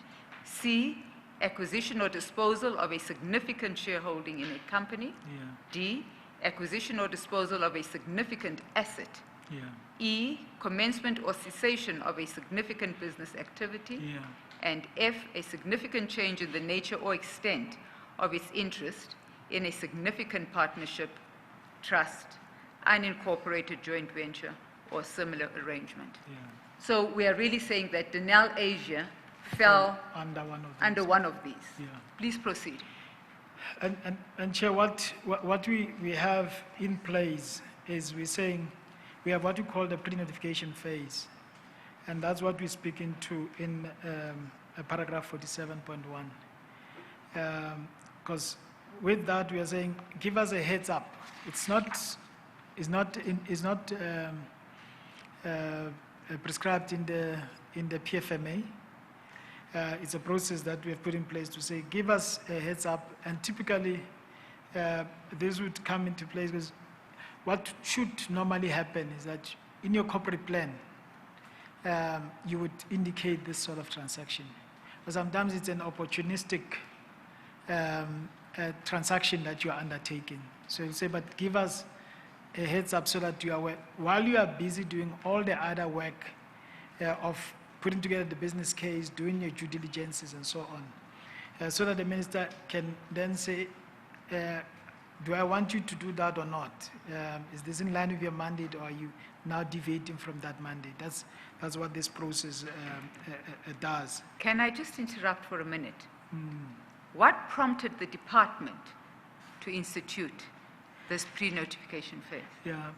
What would normally happen is that these PFM applications literally will come out of the blue, if I put it that way. And you have a 30 days in terms of Section 54 in which to respond to a PFMA application. Now, 30 days is never enough. So it helps if ahead of time we are aware of this transaction, and it also gives us an opportunity to maybe say, in order to help your process so that when this information gets we're familiar with, we can embed ourselves in that process of the SOC. For instance, if that entity that you want to acquire, you'll be doing a site visit, we can go and look at it ourselves, satisfy ourselves to the quality of the assets that you'll be taking over if the application were to be successful. So that's really what had led to this, and this was introduced before my time, Chair. That's the explanation that was given, and it's quite a I must say it was a good supplement to the PFMA process. I have no difficulty with the process. My question really is, how did the Denel Asia matter come to your attention, come to the department's attention? All right. So you asked, because I thought the first thing that you wanted was for me to explain how the process works. So the chair wants me to get to the heart of it. Let me do that. I think that we have that explanation because we now know that 54 Yeah. governs these Yeah. particular transactions. Yeah. On the 29th of October, and this is on paragraph 48 on page 25, Chair. Thank you. Yeah, Denel submitted a pre-notification letter to the department, giving us that heads up. And this obviously reached out at the department on 30th of October to say we are undertaking this transaction. on Denel Asia. And we obviously went through this this notification, and we basically in paragraph 50 we said, Minister, allow this to unfold, because in a way this transaction is not it was within the realm of what I'll say Denel had done partnerships. We've done partnerships in the country with overseas OEMs. It had gone to the Middle East and established an entity with Tawazan, which is a UAE company, to set up an entity there. And we also had an understanding that we knew that, like in a country like India, there was a Make in India policy which required that if you're going to be selling, in this case, armaments, you must produce in the country. So we understood, but we said, we evaluated this pre-notification, and we said, Minister, we recommend that you allow them to go ahead, but in doing so, they must come back to us with in paragraph 50, Chair. They must come back to us with a comprehensive business case to enable yourself and the Minister of Finance to apply your minds. We said we want a comprehensive due diligence report on the financial related requirements, because this registration, because this entity was being registered in Hong Kong. We said, as it relates to foreign, we said we want the comprehensive due diligence on VR Laser itself, which had been identified as a partner in this transaction, its financial and ownership capabilities, as well as its client base. And we also called on Denel to ensure that there was adequate governance oversight regarding this, to ensure that there are no conflicts of interest that arise, whether they are real or perceived, and also to ensure that the risk exposure to the entity itself, Denel, and to shareholder is minimized. That is covered in 50.2. So these are the conditions that we gave to Denel to say, if you're intent on this transaction, please meet this. But when you look at this transaction, I'd like to again just go back to one of the newspaper articles that was part of Minister Codons' bundle. And you'll find it at page 203 of W5B.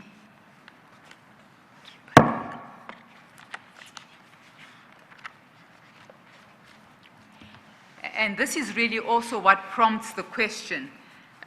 What's the page number? The page number, Chairman, is page 203. Thank you. And if you, have you found it, Mr. Tlakwedi? Yes, I'm there, ma'am. If you go to the bottom of the page and you come up to the third paragraph from the bottom,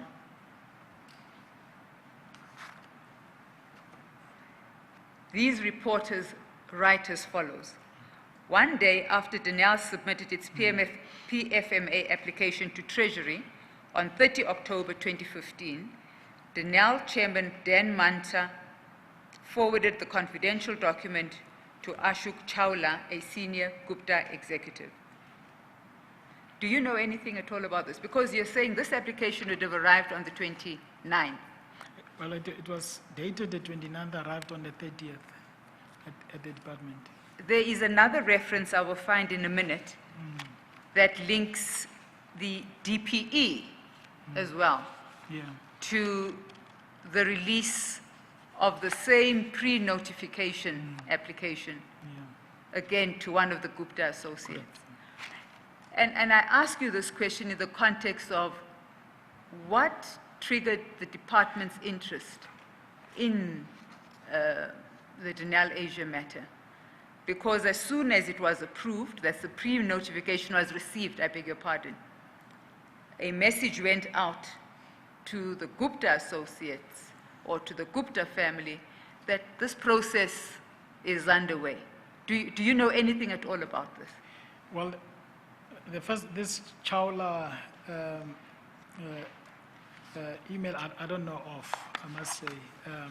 But the one that links the department, where I think there was, an email, I think a businessman email that has been referred to in some other reports that we are aware of from the reports, that documentation was leaked to one of the Gupta associates through that particular email address. But you don't know anything about that leak? Your unit, nobody in your unit would know anything about it? Yeah, if the question that you are asking is that, did we have anything to do with those leaks? Yes, Definitely more not. directly, yes. Yeah, and my team, I have complete trust in them, and I can say at this stage that none of them would have been involved in such an action. So essentially, in that conditional letter that the minister wrote, she took an in-principle position that, all right, I hear what you're saying, but deal with these issues, the conditions you set out. Now, what was your unit's contribution to preparing that letter? What advice did you give the minister? Well, that's the conditions as they relate to the pre-notification. These would have been formulated in my unit. So that's the advice that we had given to minister to say, this transaction, we've been given a heads up, let's advise Dinel as follows, as per what is contained therein. If you could just go to page 193 of Exhibit W1A.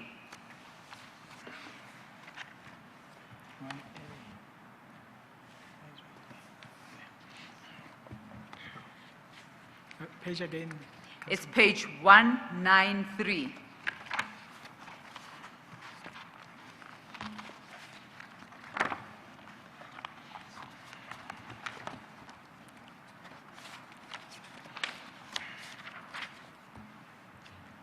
That's where the letter that was received on the 30th of October is filed. Now, to be fair on the chairman of the board at the time, he set out in detail the rationale. Chair, I'm just trying to check. Are we, is it in page 93? No. 193. 193 on the file that has got your statement. W5A. On this, no, she has changed the files. It's KT4, Annexure KT4, Oh, my apologies. back to your original statement, Yeah. and it's Well, one of your annexures, the annexures to your statement. 84. Mr. Tlakudi, I also just became aware in the process. She didn't tell us she was changing files. My apologies, gentlemen. Okay.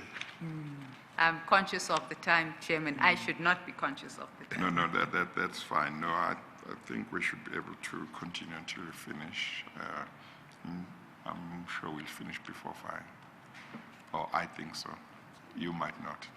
But let's see how far we Let's can see how go. we go, Chairman. But Yeah. I think all of us would prefer to finish today. Yeah, okay. Thank you, Chairman. Okay. So we are at page 193, and that's the pre-notification letter in which the proposal to form Denel Asia is set out in great detail, really, by the chairman. This letter is signed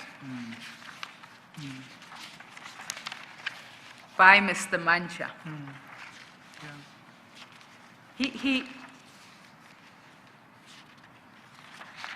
sets out the rationale very, very clearly in paragraph 3 of page 193, he deals with Denel's growth strategy as set out in its corporate plan. Now, mind you, this is a corporate plan that he found in place, admittedly so, but he's trying to, he and his board are trying to apply their minds to how they can grow the revenue stream of this company. So that's what he deals with on page 1. He goes on at page 194 to talk of the expansion into India in paragraph 2. I really am just looking at selected passages. He talks to the Buy, Make India program, which you referred to earlier on in your evidence. And then he speaks to the barriers to entry in this fast-growing market of the Asia-Pacific region. He says there's a lack of multilateral defense relationships, there's an inability to provide funding solutions, there's an inability to source local production and development partners, particularly in India. There are frequent engagements with end user and industry from a distance, and this is not feasible. He speaks to company visibility in the marketplace from a distance, and he says this is limited. He speaks to the need for a conduit for developing or aligning with local business networks, active participation, et cetera, et cetera.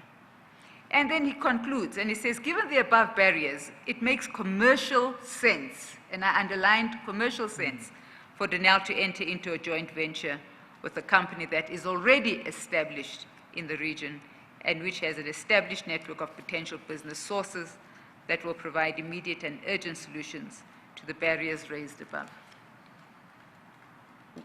What was your sense of what they were proposing? Because you were the minister's workroom, workhorses. Yeah. Please take us through your thinking. At this stage, Council, through you, Chair, we didn't really, we knew about VR laser, but we didn't really know much about it. We didn't know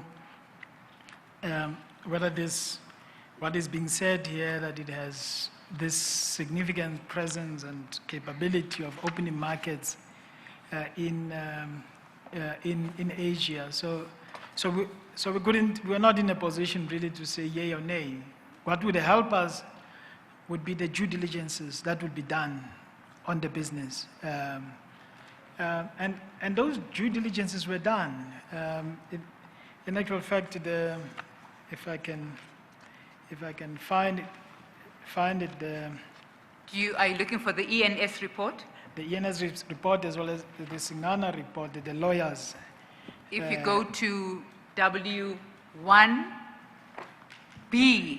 Oh yeah, there's. Yeah. you'll find it at page 354. Yeah. 354.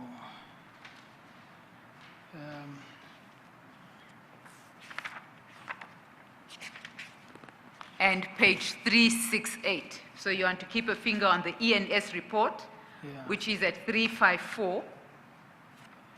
And then the Singhana one is at page 368. 368. Because I just want to get to a point that was highlighted. If you go to page 370, the Singana report, you look at historical background of VR Asia in India. It says that, if I can read it, Chair, it says, pursuant to our extensive research on the website of Ministry of Corporate Affairs and various other ministries' organizations, we did not find any information relating to the presence of VR Asia or its principals in India, either directly or through any branch office or liaison office, or a wholly owned subsidiary. Further, consequent to our general research by the name of the company, we could not find any details of VR Asia or its principles present in the public domain. So that statement, what it is saying, is contradicting the eloquent case that is being made here as to the suitability of VRLAs. And this information would have come through the PFMA application itself. So at the pre-notification stage, would not know, whether the case that is being put in the pre-notification is actually a solid one or not. And of course, once we got to the PFMA application, we realized that what was said in here as to the capability of VR laser was actually not true. And I'm just trying to,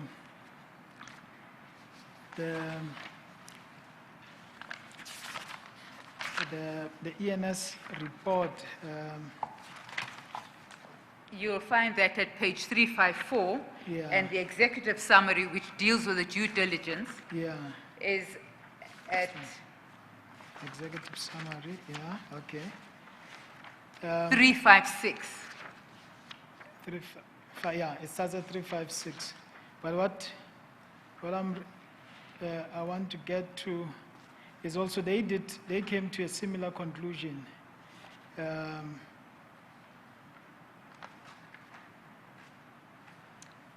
At 357, I'm on page 357. paragraph 4.2.1.3.1. Is that what you're looking for? Okay. In context. Yeah, basically that's what they are saying, and that is another report that we should provide you with. Oh yeah, it is actually here. Let me see. If on ENS, if you go to B4 391, I think they put it much more nicely there. Sort of, if Chair can just bear with us. And this was a report according to ENS that was done at very short notice.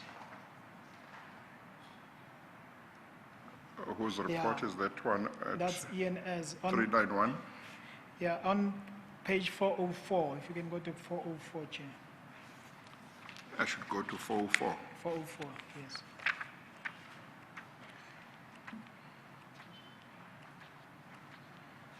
Yes. And then when you go there, it says on paragraph 5.2.3, it says VR laser does not appear to have an international footprint with business operation solely trading in the, if it's business operations solely trading in South African market. I'm sorry.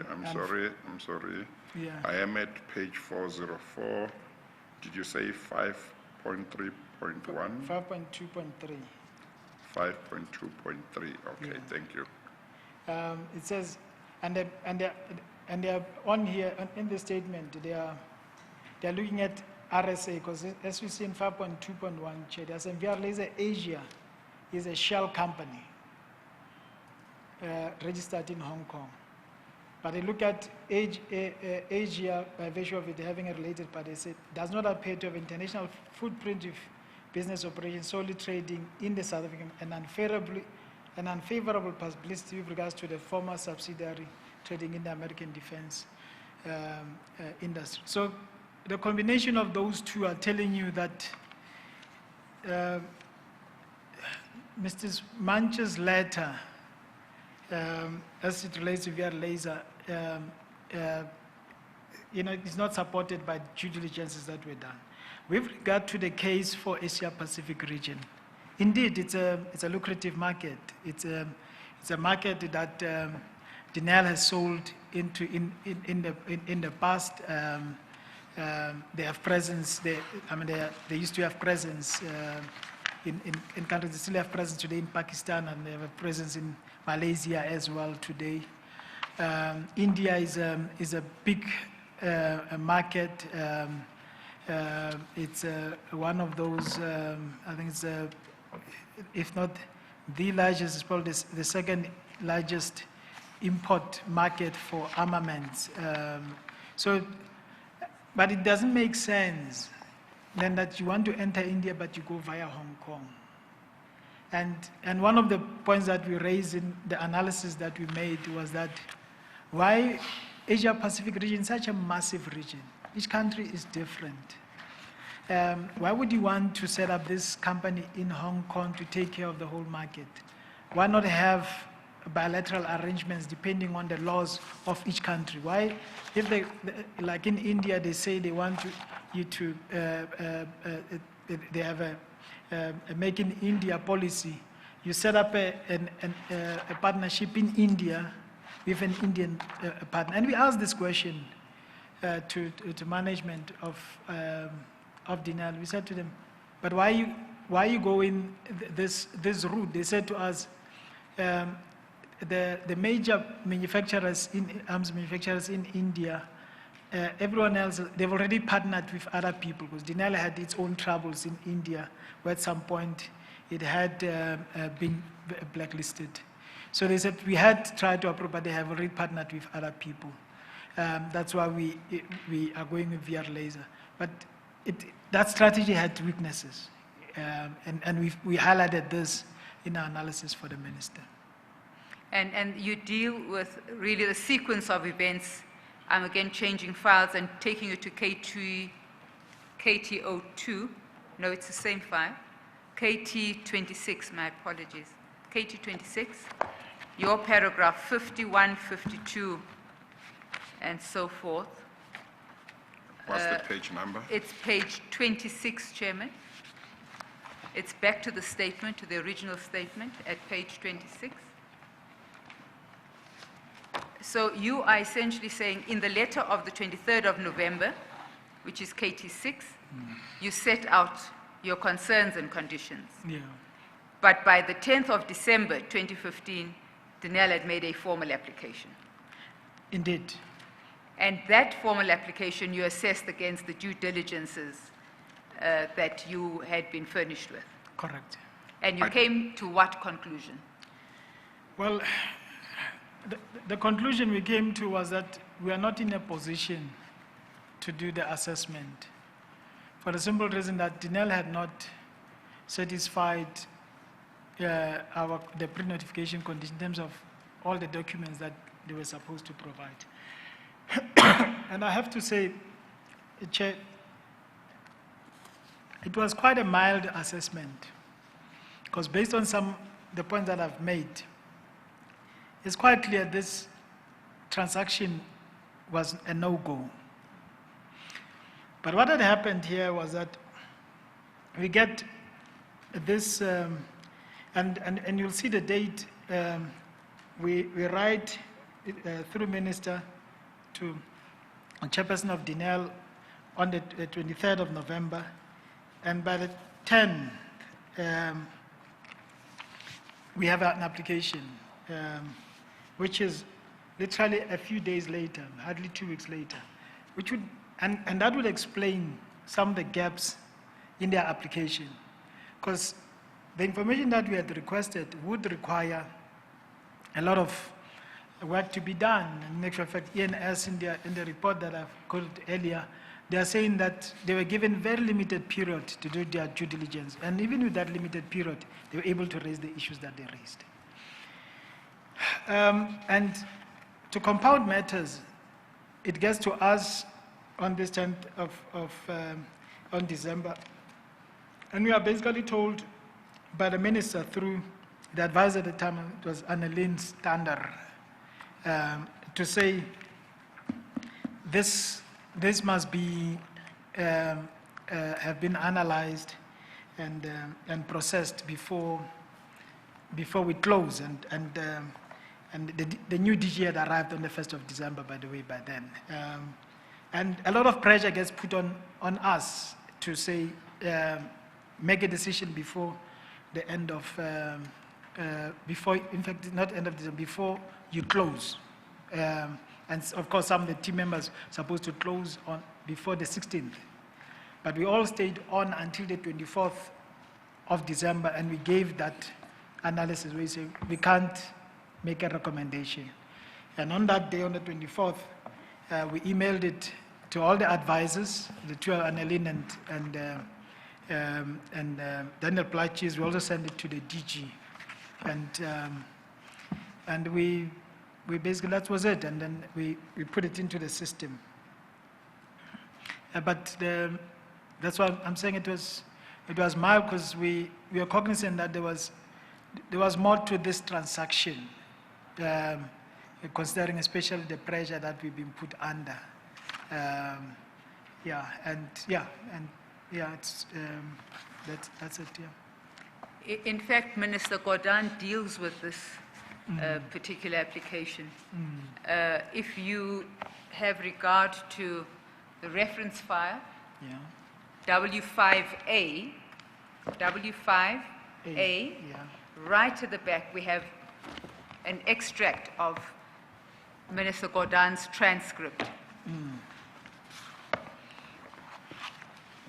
And it seems to accord with your thinking on this, what's written here. It goes a little further as well.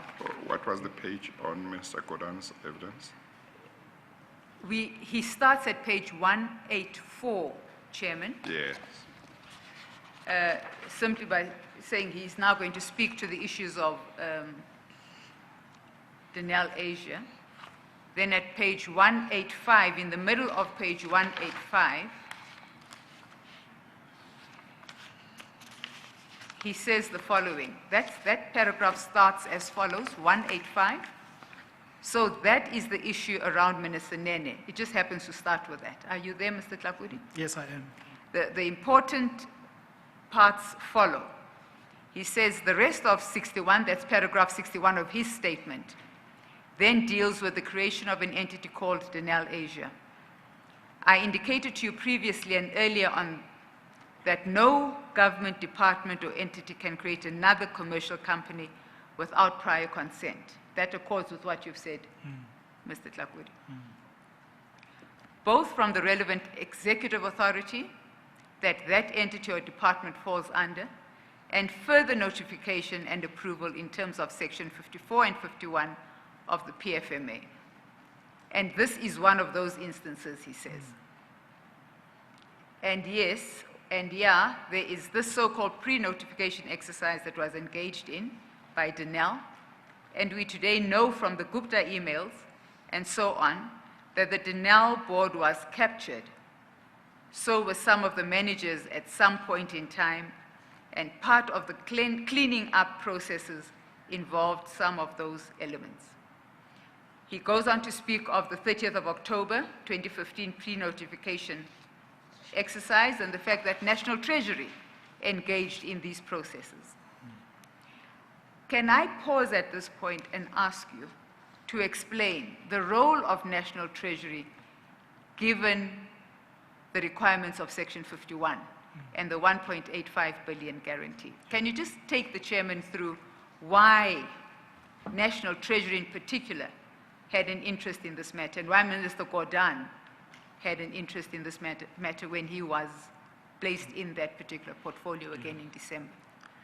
Well, the government guarantee that had been extended to Denel, Chair, I think it was 2012, the 1.85 billion, had a condition that Denel cannot undertake major transactions without the consent of the Minister of Finance. And it was a fair requirement because we had an entity here that was dependent on state support. So if it is to enter into transactions that can potentially create liabilities for the state, Minister of Finance as the custodian of the national purse would want to have a say in that. And in terms of Section 54, ordinarily, the Minister of Finance has no say. The executive authority's province. I mean, in this case, the executive authority is the Minister of Public Enterprise. He would solely be the one to make a call on that. But in this case, that condition of the guarantee had created a requirement for Dinel to seek the approval of the Minister of Finance. Section 51 speaks to the Minister of Finance. That's his area, and that's where now there's an issue of 30 days. Section 54 says 30 days for deemed approved. Section 51 says reasonable time. So that's also where the difference is. So to answer you, that the guarantee, the government guarantee had created the requirement for the Minister of Finance to have an interest in transactions that Dinel undertakes. Yes. And by the way, the BAE Land Systems acquisition, National Treasury had been involved with that. The Minister of Finance had approved it. So not long before this Dinel Asia transaction, Dinel had complied with the process as specified. Yes, in fact, a concern that you expressed earlier as well was with the fact that the timing of this was, it's as if it was urgent. It's a concern that Minister Codons expresses as well. He doesn't understand the urgency for this particular application to be pushed through in the manner that it was pushed through. You would agree with that? That's correct. Of course, the additional point you've made is that they would not have had the time to properly respond to any of the issues that you raise in the letter of the 23rd of November Correct. that Minister Brown sent to the chairman of Dinel.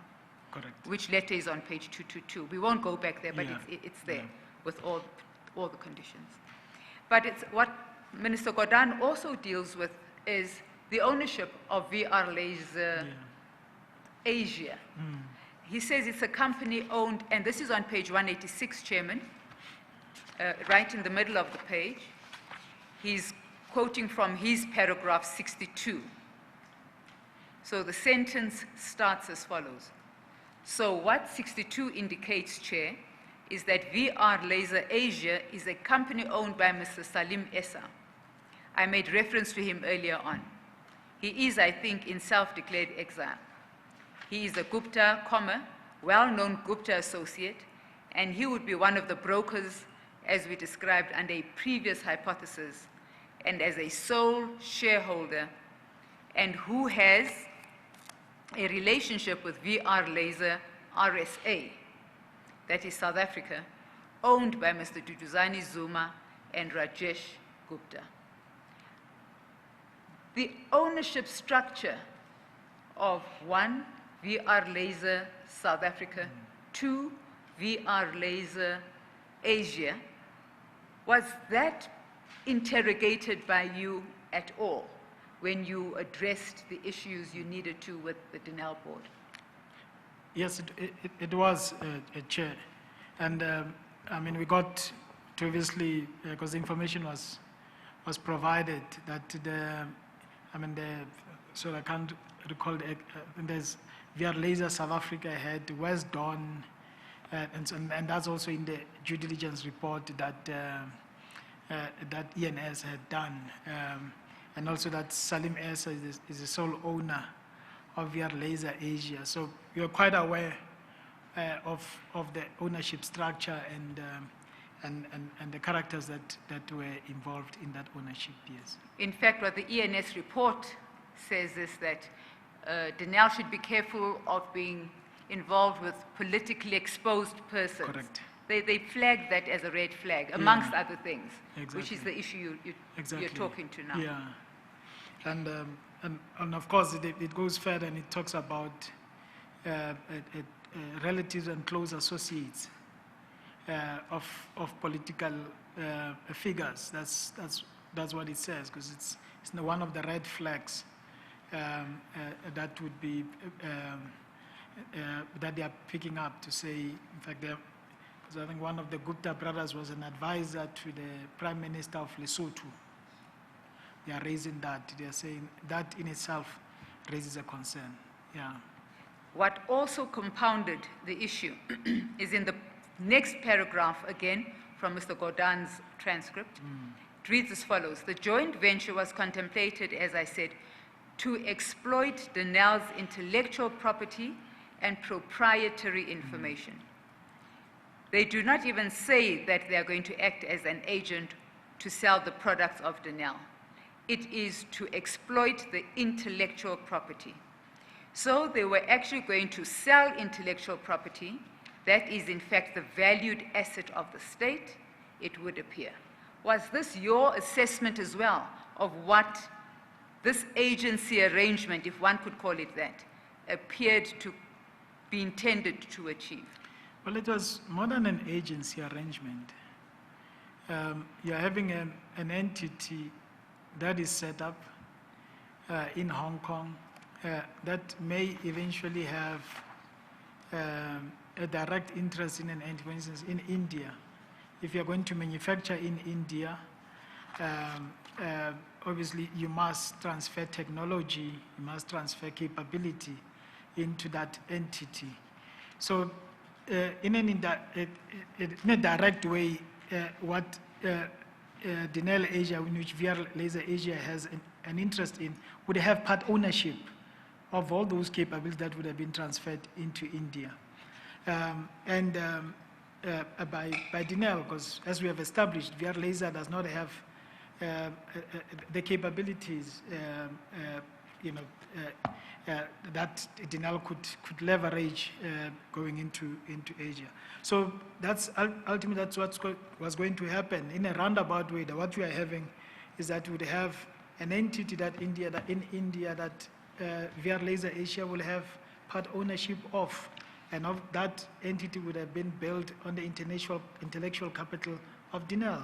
So it's I think Mr. Codons puts it a little bit more bluntly than I here, but that's what it means. Yes, he goes further on page 188 of the same record to address the issue of the timing. He says that in the middle of the page, before Mr. Nene was removed as finance minister, no formal application had been submitted. And we know Mr. Nene was removed on the 9th of December. Mm-hmm. He goes on to say a little lower down,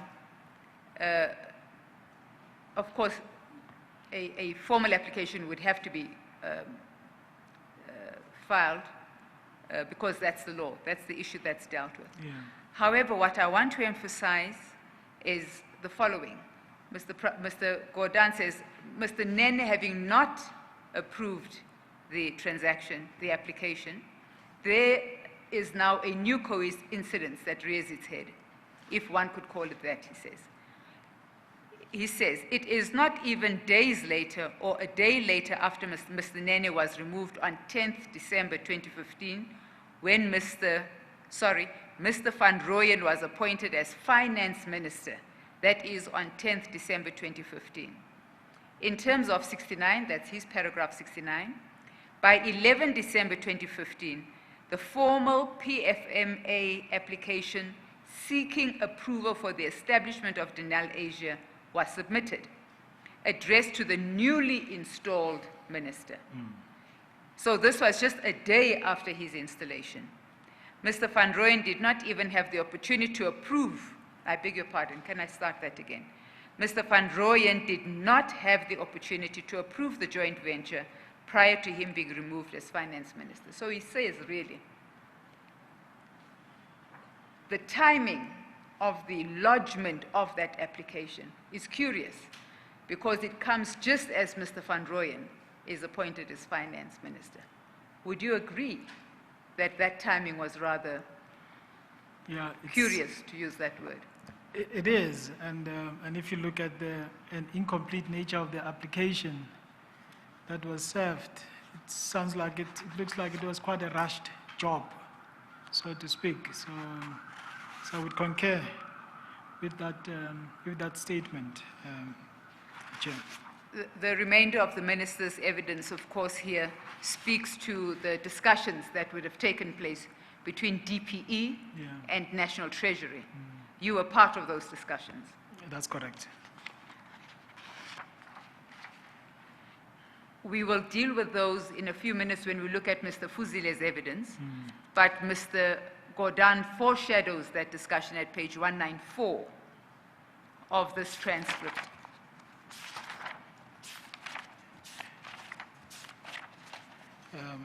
Page 194, second paragraph, where he says, now Mr. Fuzile will describe other meetings that took place amongst the officials between Denel and the National Treasury, if you ask him to. And that showed that is the kind of conversation that needed to actually take place, rather than the assumption that once the 30-day period is over, that is the end of the story, and you can go ahead and do what you like. So one must ask the question, why the urgency? If you waited another 3 weeks or 4 weeks, what would not have happened? And what would the cost have been to whom?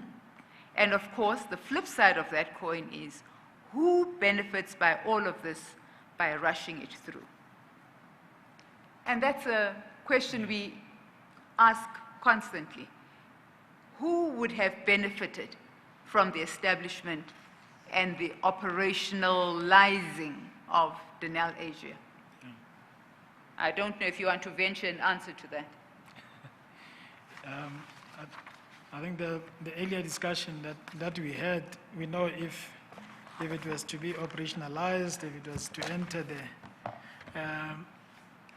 the lucrative India market and follow through on the Make in India, we know an entity that will be established there, which will be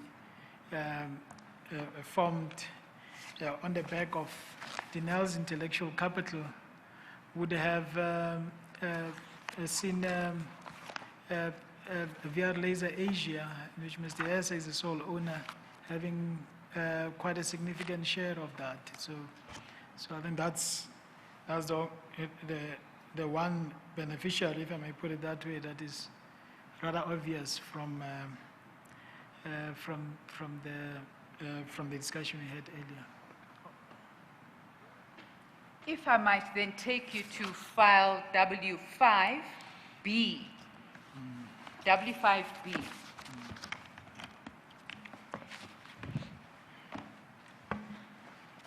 And I'm looking at the application that's served in the High Court. So you've got a notice of motion, founding affidavit, and answering affidavit that were filed.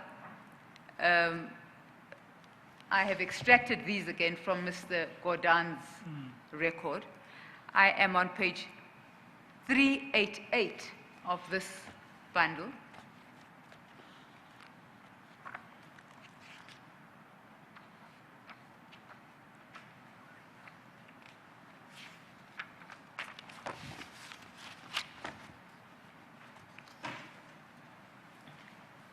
And at paragraph 25, and I'll go straight to paragraph 25.2, National Treasury advised that the application for approval was still under consideration and that the required approval from National Treasury had not been granted as yet. It deals with the 30-day issue at 25.3. Over the page at page 389, it then sets out its views on this transaction.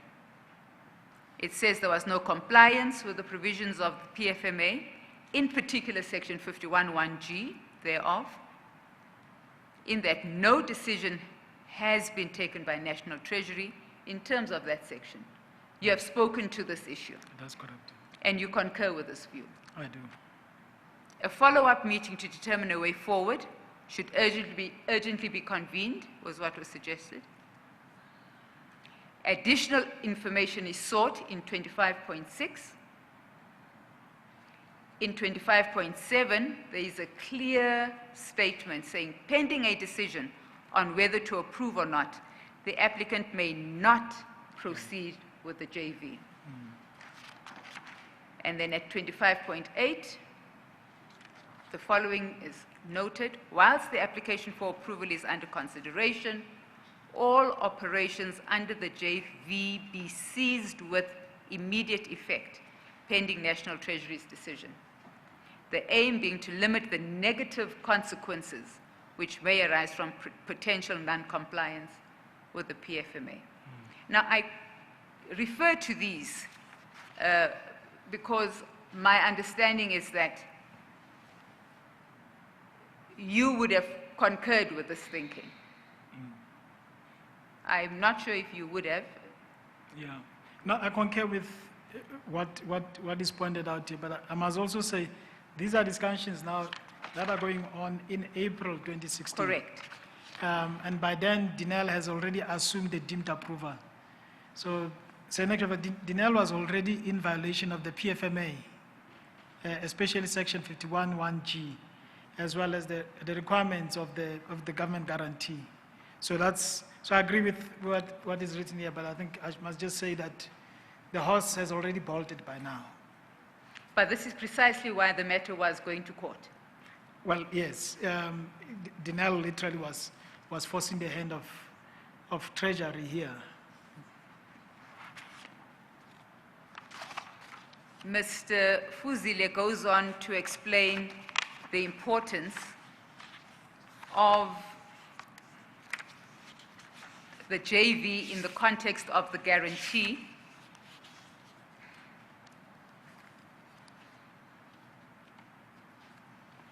And if you go to page 404,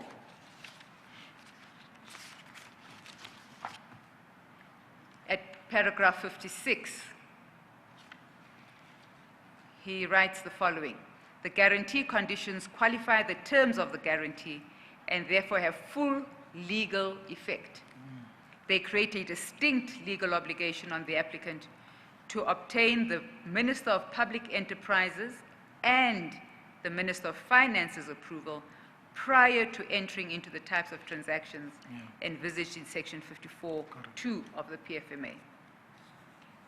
The implication of this is that 51.6, even if the applicant is correct in its interpretation of Section 51(1)(g and Section 54(2) of the PFMA, it still has to obtain approval under the guarantee. This approval is not subject to any express time bar. And at 56.2, there is no provision which deems the approval is granted after the lapse of a specific time period. In essence, really, at page 406, Mr. Fuzile notes the following: the JV, at paragraph 61, the JV agreement contains various suspensive conditions. 2, clause 4 of the JV agreement states that the entire agreement, save for the immediately operative provisions, that is clauses 1, 2, 4, and 28 to 32, is subject to fulfillment, amongst others, of the following suspensive conditions: approval under Section 51(1)(g of the PFMA, approval under Section 54(2) of the PFMA, approval under Section 66 of the PFMA, and the applicant obtaining the relevant approvals required of it from the National Treasury for the execution and implementation of the agreement. Because none of these approvals had been obtained, this JV did not stand a chance. It could not be seen to be deemed to be valid in any way, manner, or form. That is your evidence. I'm not sure if that is I think that's Mr. Fuza. captured by the by the microphone. That answer. I'll rephrase the question. Would you agree with his summation? Yeah, I agree with Mr. Fuza. Okay. Was there something you want to say about qualification or anything? No, Chair. No. Okay. All right. Okay. Ms. Kabashe, we are beyond 4:30. That's fine. I am as determined as you are that we try and finish this with with the evidence of this witness, but I do need you to give me an indication of your assessment about how long we might still be, because I have to shift some arrangement. No more than 10 minutes. No more than 10 Chairman, minutes. probably much less than that. Okay, Yes. okay, then that's fine. Mr. Tlhagodi, you are still fine. We are beyond the time that you might have had in mind. Are you still fine? No, I'm still fine, sir. Okay, all right, thank you. You see, Mr. Tlhakudi, I asked these questions because in December, early January, that's December 2015, early January 2016, Minister Brown seemed to have a different view of who was causing delays in relation to the approval of this Denel Asia deal. Is my summary correct? It's actually later than that, Chair. It's actually in the new year, in 2016. Yes, And that starts to change, because the analysis that we had done and the memos that we had put in place were not processed. The DG returned it back into the department, and from that point onwards, what happens? Everything was quiet. Then in February, and it's February 18. There's a meeting with Chairman Mancha and the DG, where now they sought to have the minister ratify the approval, basically to change the memo that was put together in December to reflect that minister approves the transaction with conditions. And as I say in my statement, I'm part of those discussions. Reluctantly so, because it was quite irregular to have a chairman of an entity on which the department must make a call, sitting in a meeting and actually helping to draft both the memo and the letter. And this was allowed by DG Seleke, besides protestations from myself. you say without Despite, I'm saying despite. protestations, or despite? Despite, yeah. Oh, okay. Protestations from myself to say This was this is irregular. unusual. This has never happened in the time that I'm Yes. there, and I don't think it's proper. correct. It's improper. But this continues. The memo gets produced, which memo never gets signed, by the way. I never get to see a signed copy of it. But what happens then, there's subsequent letters that gets written to both Mr. Fuzile and Mr. Godan at Finance, which are basically saying now, we are in this situation we are in because the department had not acted promptly in dealing with this matter, which is incorrect because we had done so despite the limited time frames that were given at the end of 2015 to advise on the transaction. So, and those, Council, I just have to advise the chairs as to those letters. So I'm speaking to the Yes. document without going paragraph Oh, by yes. paragraph. Yeah, she will help you. Yeah, so that's basically what happens. Okay. I think it's 12 and KT 12 and Are 13. you able to help? It's Mr. W1B, I Russia? think. Check KT 12 and 13.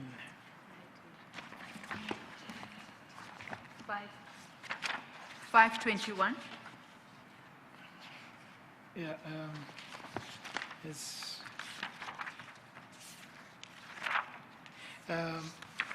if you read that, And 524.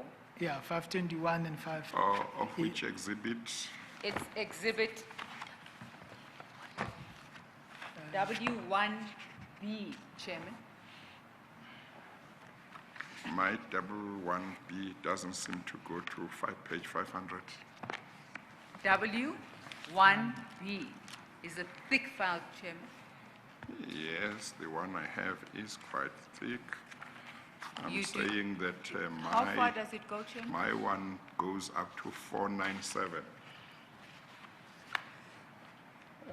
Oh, no. I got confused with all the W's and so I'm It's looking late at in the day, W5B. Yeah, It is late, Chairman. it is late in the day. So it's W1B. 1B.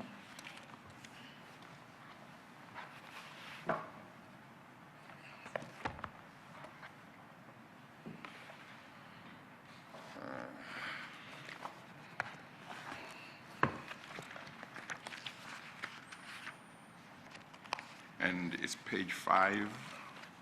First at 521, which is a letter from the Minister, Minister Brown, to the Chairman, Chairman Mancha. I don't know if you just want to very briefly take the Chairman through that Yeah. letter. Okay. On 521, Chair, then Minister Brown to Mr. Mancha says that if you go on that paragraph, it will be the second paragraph, I'm now convinced that Dinel did not make adequate consultations. with Mine the- says did make. or did, You sorry, said not did did, not. did make adequate consultations with the department and the National Treasury and followed the necessary steps required by PFM when undertaking a transaction of this nature. And she goes further, says, my considered view is that both DP and National were slow in reviewing the application, despite denial indicating the urgency of the application. Both the pre-notification and the actual full PFMA application emphasize the urgency of the transaction. At least both departments could have done was to ask Dinel for additional time to review the transaction within the prescribed PFMA timeframe, which is not consistent with the facts, to put it quite bluntly, because, though we had, we said, in a way we had declared a no mas, we said we can't make a call on this. Yes. The letter to that effect and the memorandum had been submitted to both the minister's office as well as the DG's office. Yes. So this is not correct. Correct. But the content of that letter is repeated at page 524, when Minister Brown writes to Minister Codons. Correct. Yeah, she makes the same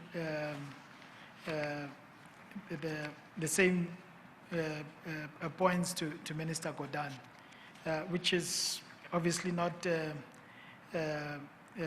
correct. I just want to get to specific sections.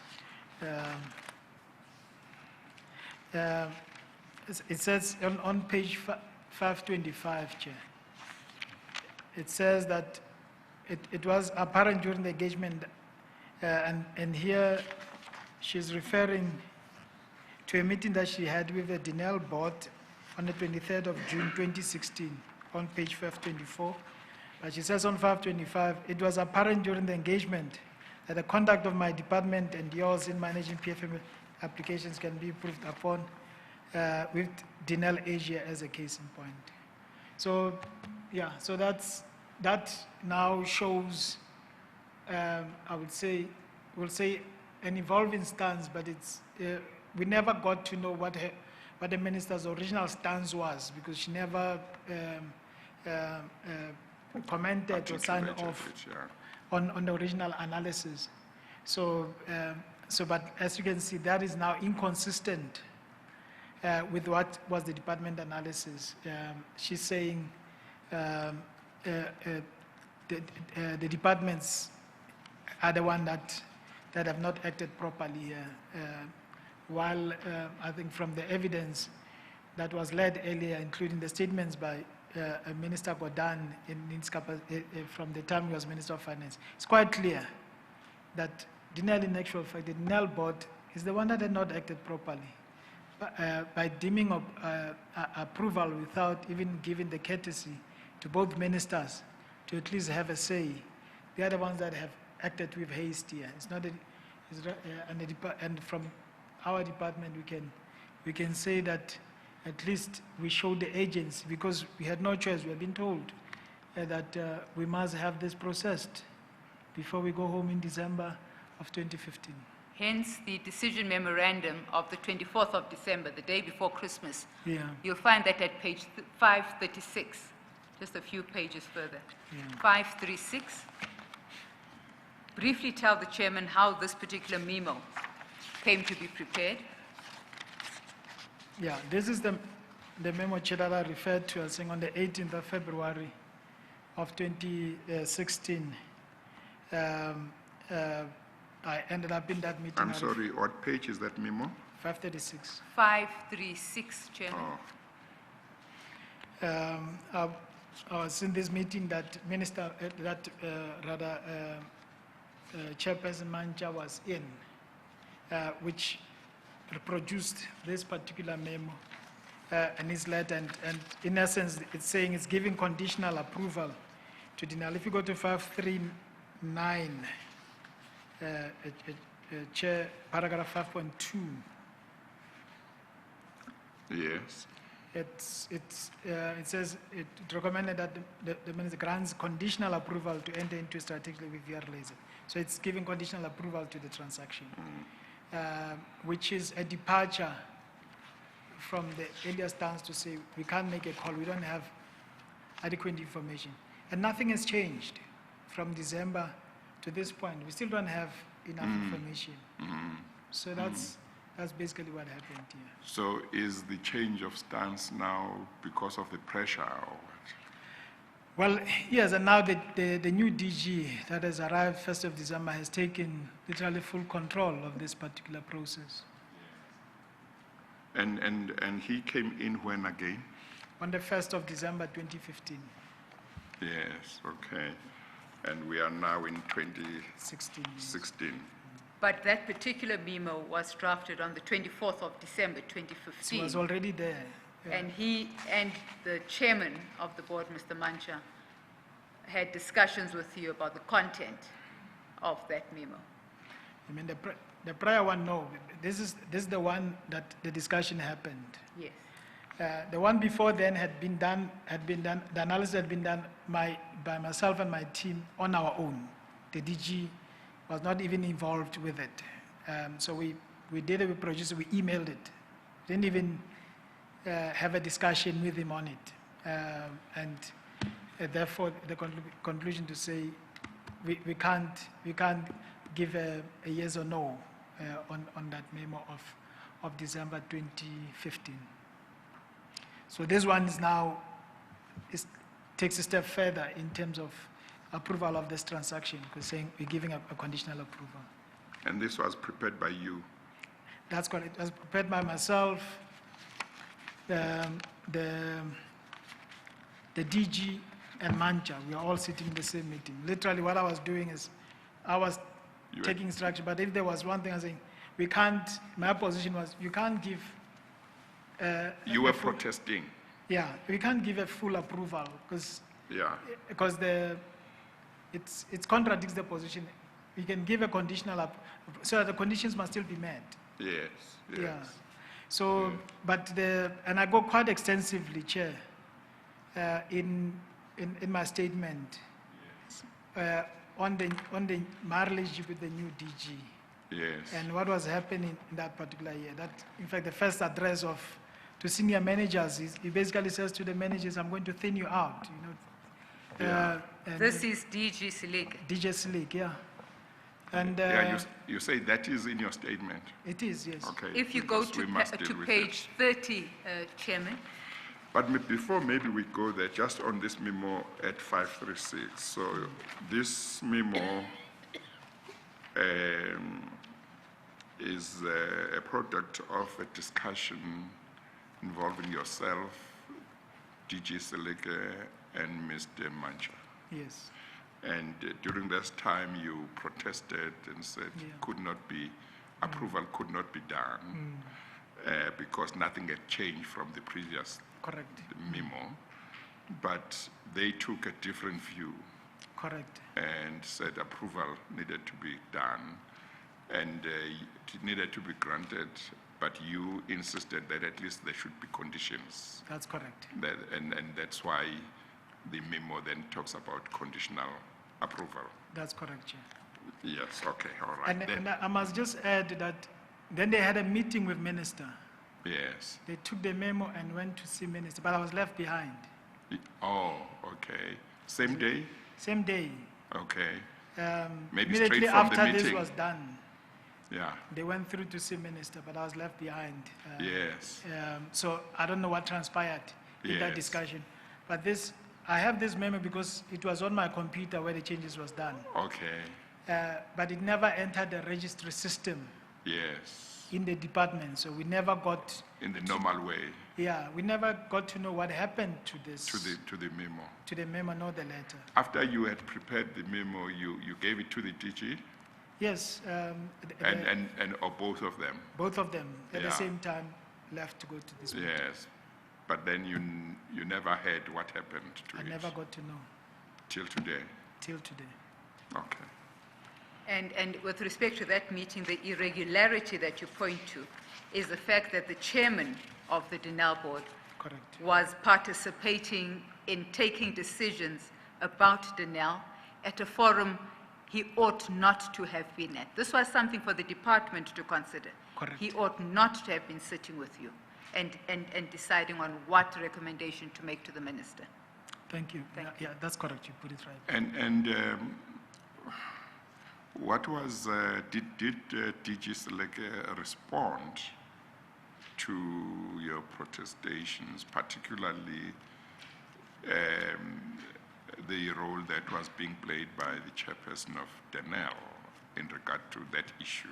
Did he respond to that, and did he say, no, there's nothing wrong, or did he not respond but allowed the whole meeting to carry on? Well, he allowed it, but his posture in the meeting was more to quieten me down, because obviously, Yeah, I was quite Vocal. quite vocal, quite confrontational yes, with Mr. Manja, because he's Yeah. quite a abrasive character as well, I must say. yes, Yeah. yes. So that's the position he took. But ultimately, in a way, So he it was was not, his meeting. he was not expressing he was not any concurring. he was not expressing any disagreement with the points you were making or agreement, Correct. but he was kind of calming you down and allowing the meeting to continue. You have put it right, Chair. Okay, all right, thank you. There was still that issue that we You- wanted to go to. Yes, Chairman, very briefly, your relationship with the Director General, Mr. Seleke. You, just very briefly, because it's an area that you had wanted to touch Yeah. on, I know. Yeah, Chair, I'm referring to a couple of incidents here to just emphasize Yes, what had happened. And if you may recall, I said 2016 was the last year of my 5-year contract. yes, yes, And what had happened is I referred to the incident of thinning out in 72.1. I've covered it there on page 31. And of course, what page are you in your statement now? page 31, Oh, 31. okay, thank you. I'm referring to that, and of course, what it does is, it sends quite a strong message to the employees to say, your jobs, your careers are on the line here, and some of the officials, of course, I'll say, in the coming months or so, they seek other pastures. And then in 72.2, on the 4th of February, myself and my team, we are having a planning session, a work session actually, at a conference center close to our building. That was at Protea Hotel Manor, I think that's what it's called, on Festival Street. We have DG Select on that day come in and he says to us he has had inquiries on this Denel Asia transaction from Mail and Guardian newspaper. And the Mail and Guardian newspaper published on the 5th of February these connections that we have been speaking to today. And what he comes in and says to my team is, this information that Mail and Guardian has must have been leaked by us.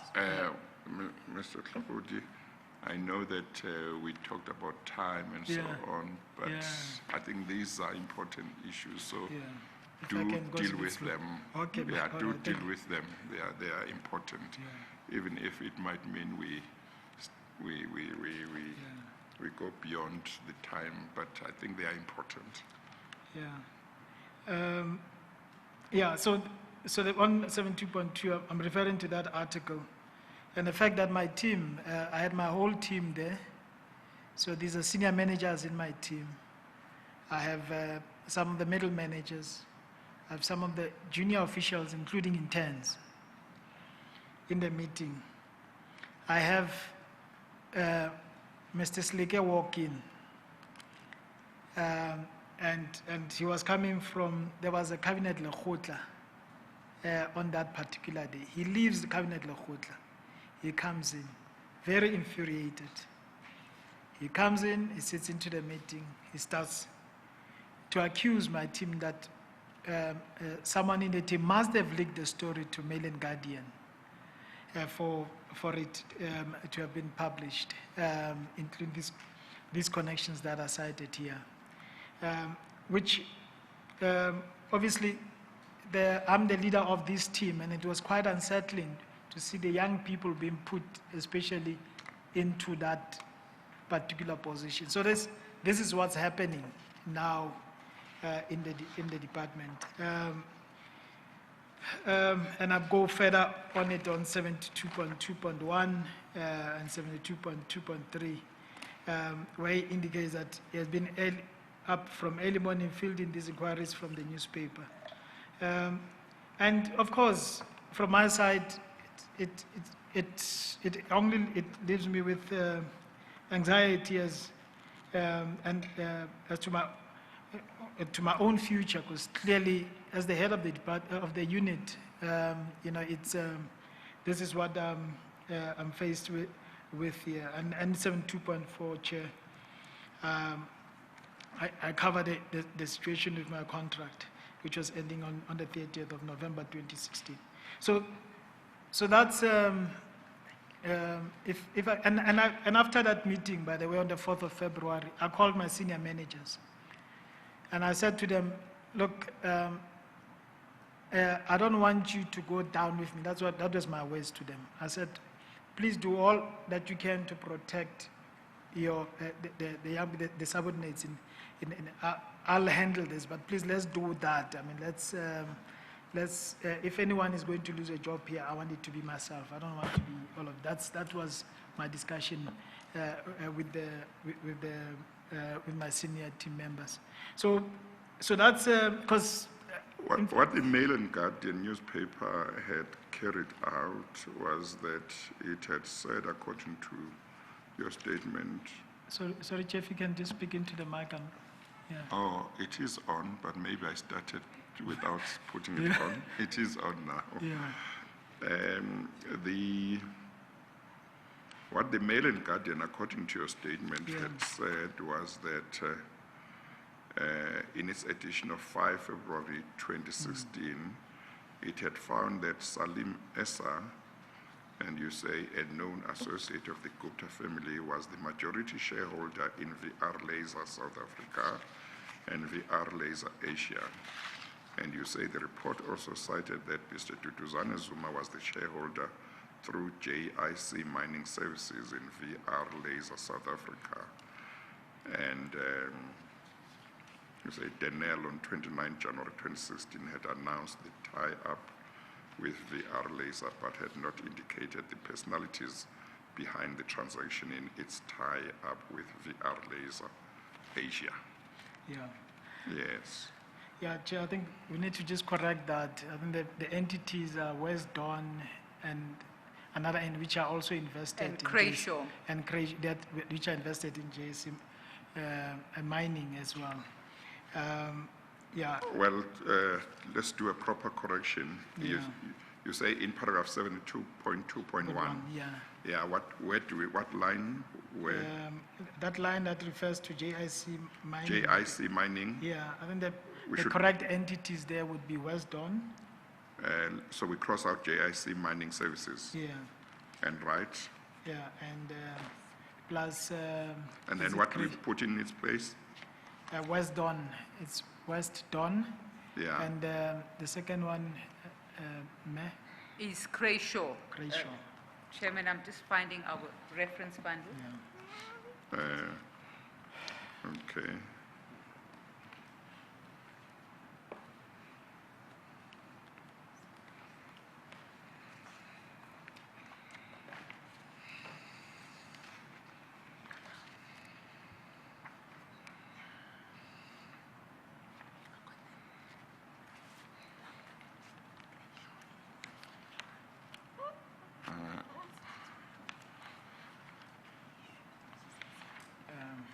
Okay, maybe while somebody's looking, do you want to continue? We'll come and make the Yeah. other correction here.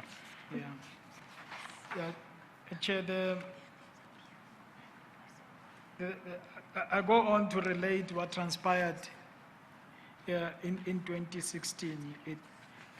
In 72.4 on page 32, I indicate that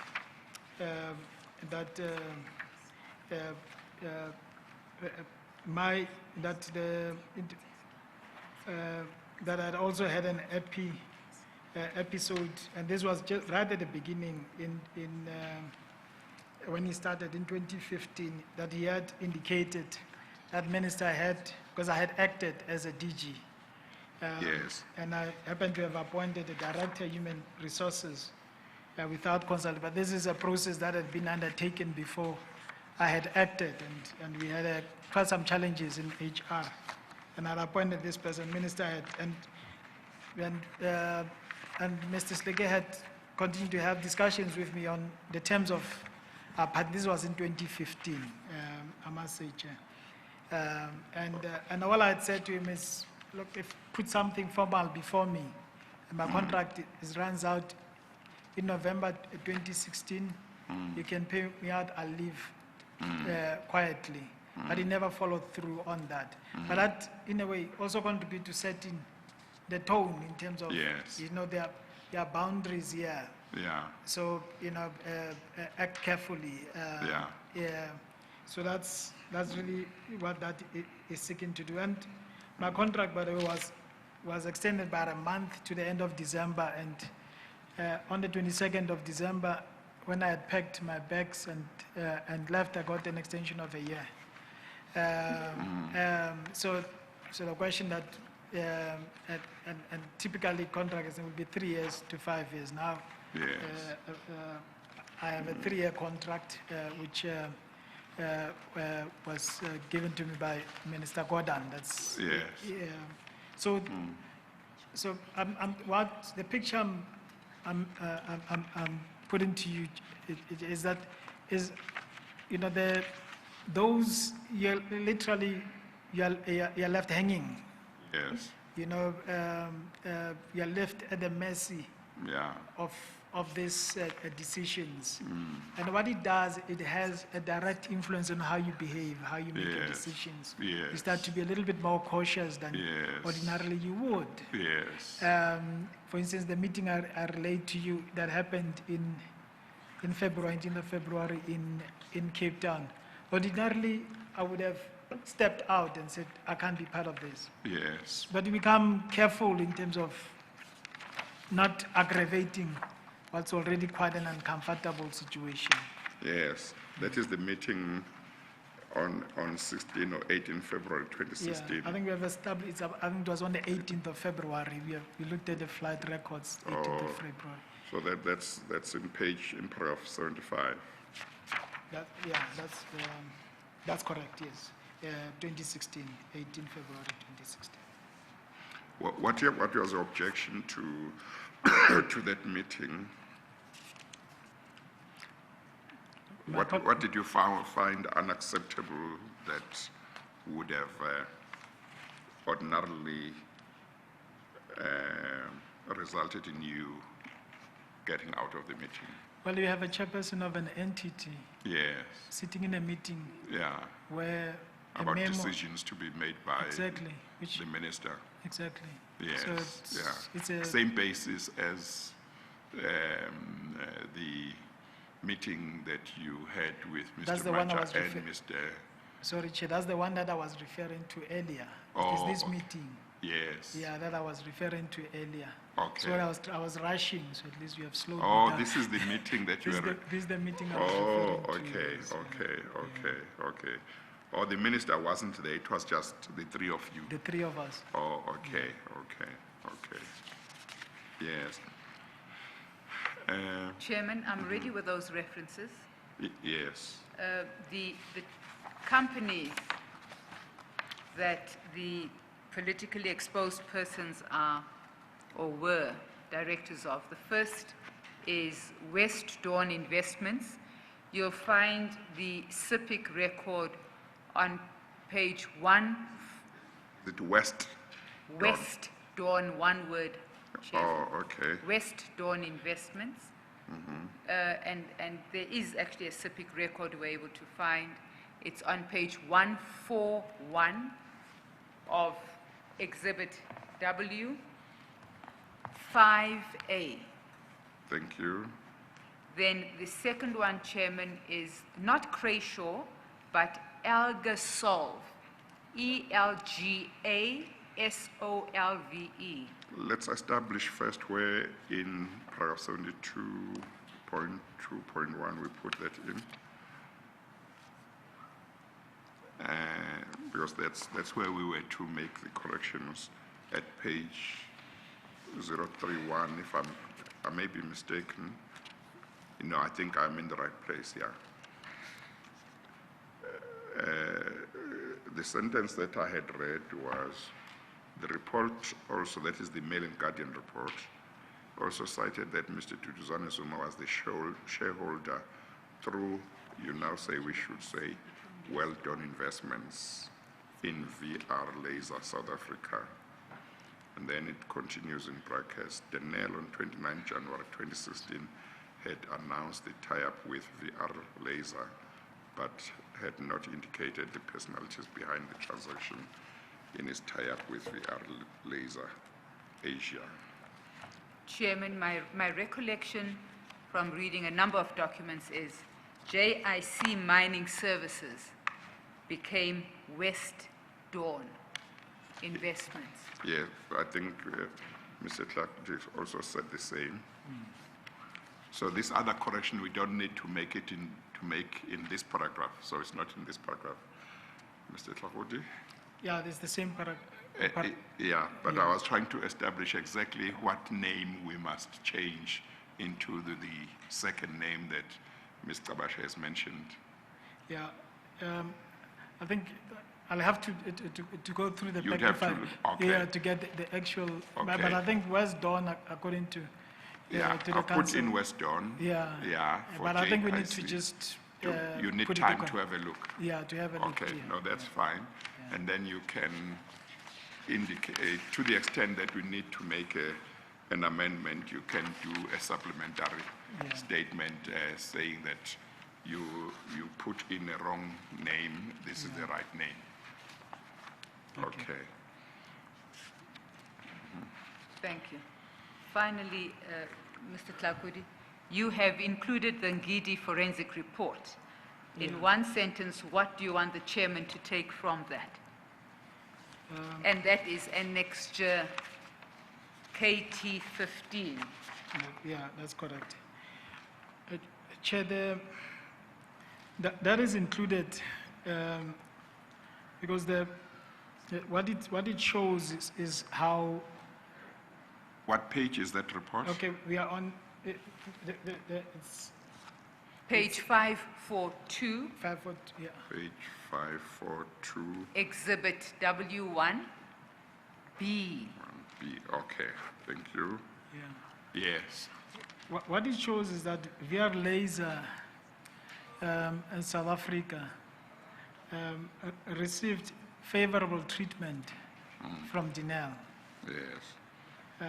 And that Dinel Land Systems, which is headed by Mr. Stephen Berger, with authorization of Dinel Corporate, awarded this contract 10 years, or this business a 10-year contract to, for provision of metalwork services, basically for bending and welding and manufacture of metalwork components for 10 years. And this contract, conservatively, in view of the huge demand for artillery systems and other armored vehicle products, is valued about 10 billion.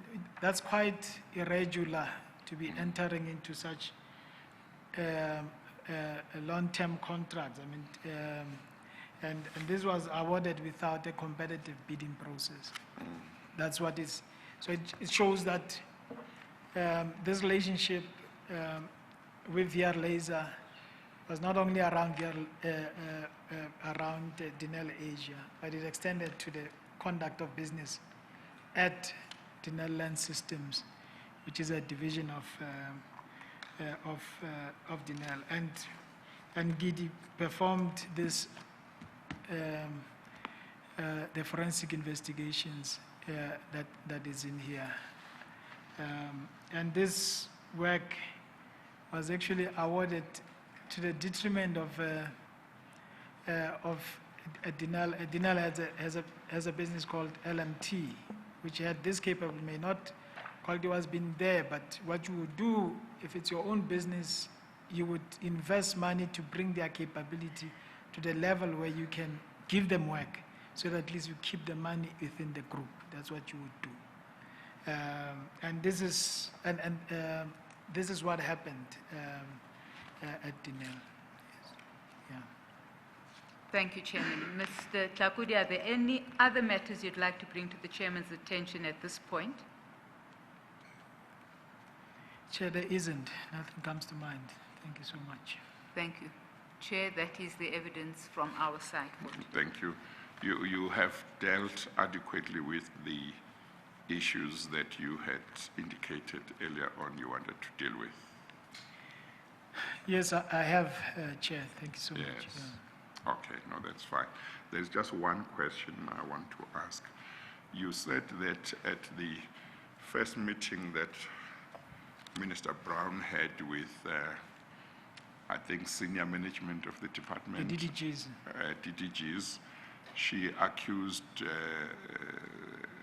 you people of being captured. Is that right? That's correct, yes. Did she say who you had been captured by? No, she didn't. She didn't state who were captured by. Yeah, and we didn't ask because Yes. it was quite in the meeting. In a way, it was like a dressing down that we've been given. So the last thing we do is to respond. Yes. But this was her first meeting with, and already that was, That was one the would have position. thought that the first meeting would be very cordial. It wasn't. It wasn't, Chair. It wasn't. Oh, I wonder what where had time been for for her and the senior management to have a fight? How much time had there been for there to develop a fight about anything? Well, we assume that she maybe has an intelligence gathering capability such that she would know what we are up to, if I may put it that way. So that's, it was quite strange, because of course that would have been our expectation. That meeting would give us an opportunity to introduce ourselves Yes. to the minister, to give a sense of what each one of us are responsible for. and also to give a sense of what are the priorities, what are the things that need to be dealt with on that particular day Yes. and in the immediate future. Yes. But no, it didn't transpire in that way. Yes. Okay, thank you very much. Thank you very much for coming to give evidence. It's appreciated, and I hope more people will come forward, particularly at senior level. But other people who have got information within government departments or who worked in government departments or parastatals should come forward, including those who feel that they were victimized or their careers were destroyed for standing up for what is right, should come forward. But thank you very much, and you are excused. Should there be a need for you to be asked to come back, you will be asked, but for now, you are excused. Thank you, sir. Thank you. Thank you, Chair. So we resume at 9:30 tomorrow morning. Yeah.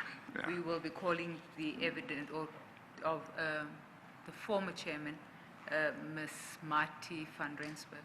Yes, okay.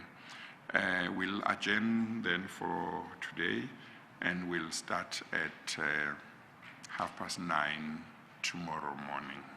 We adjourn.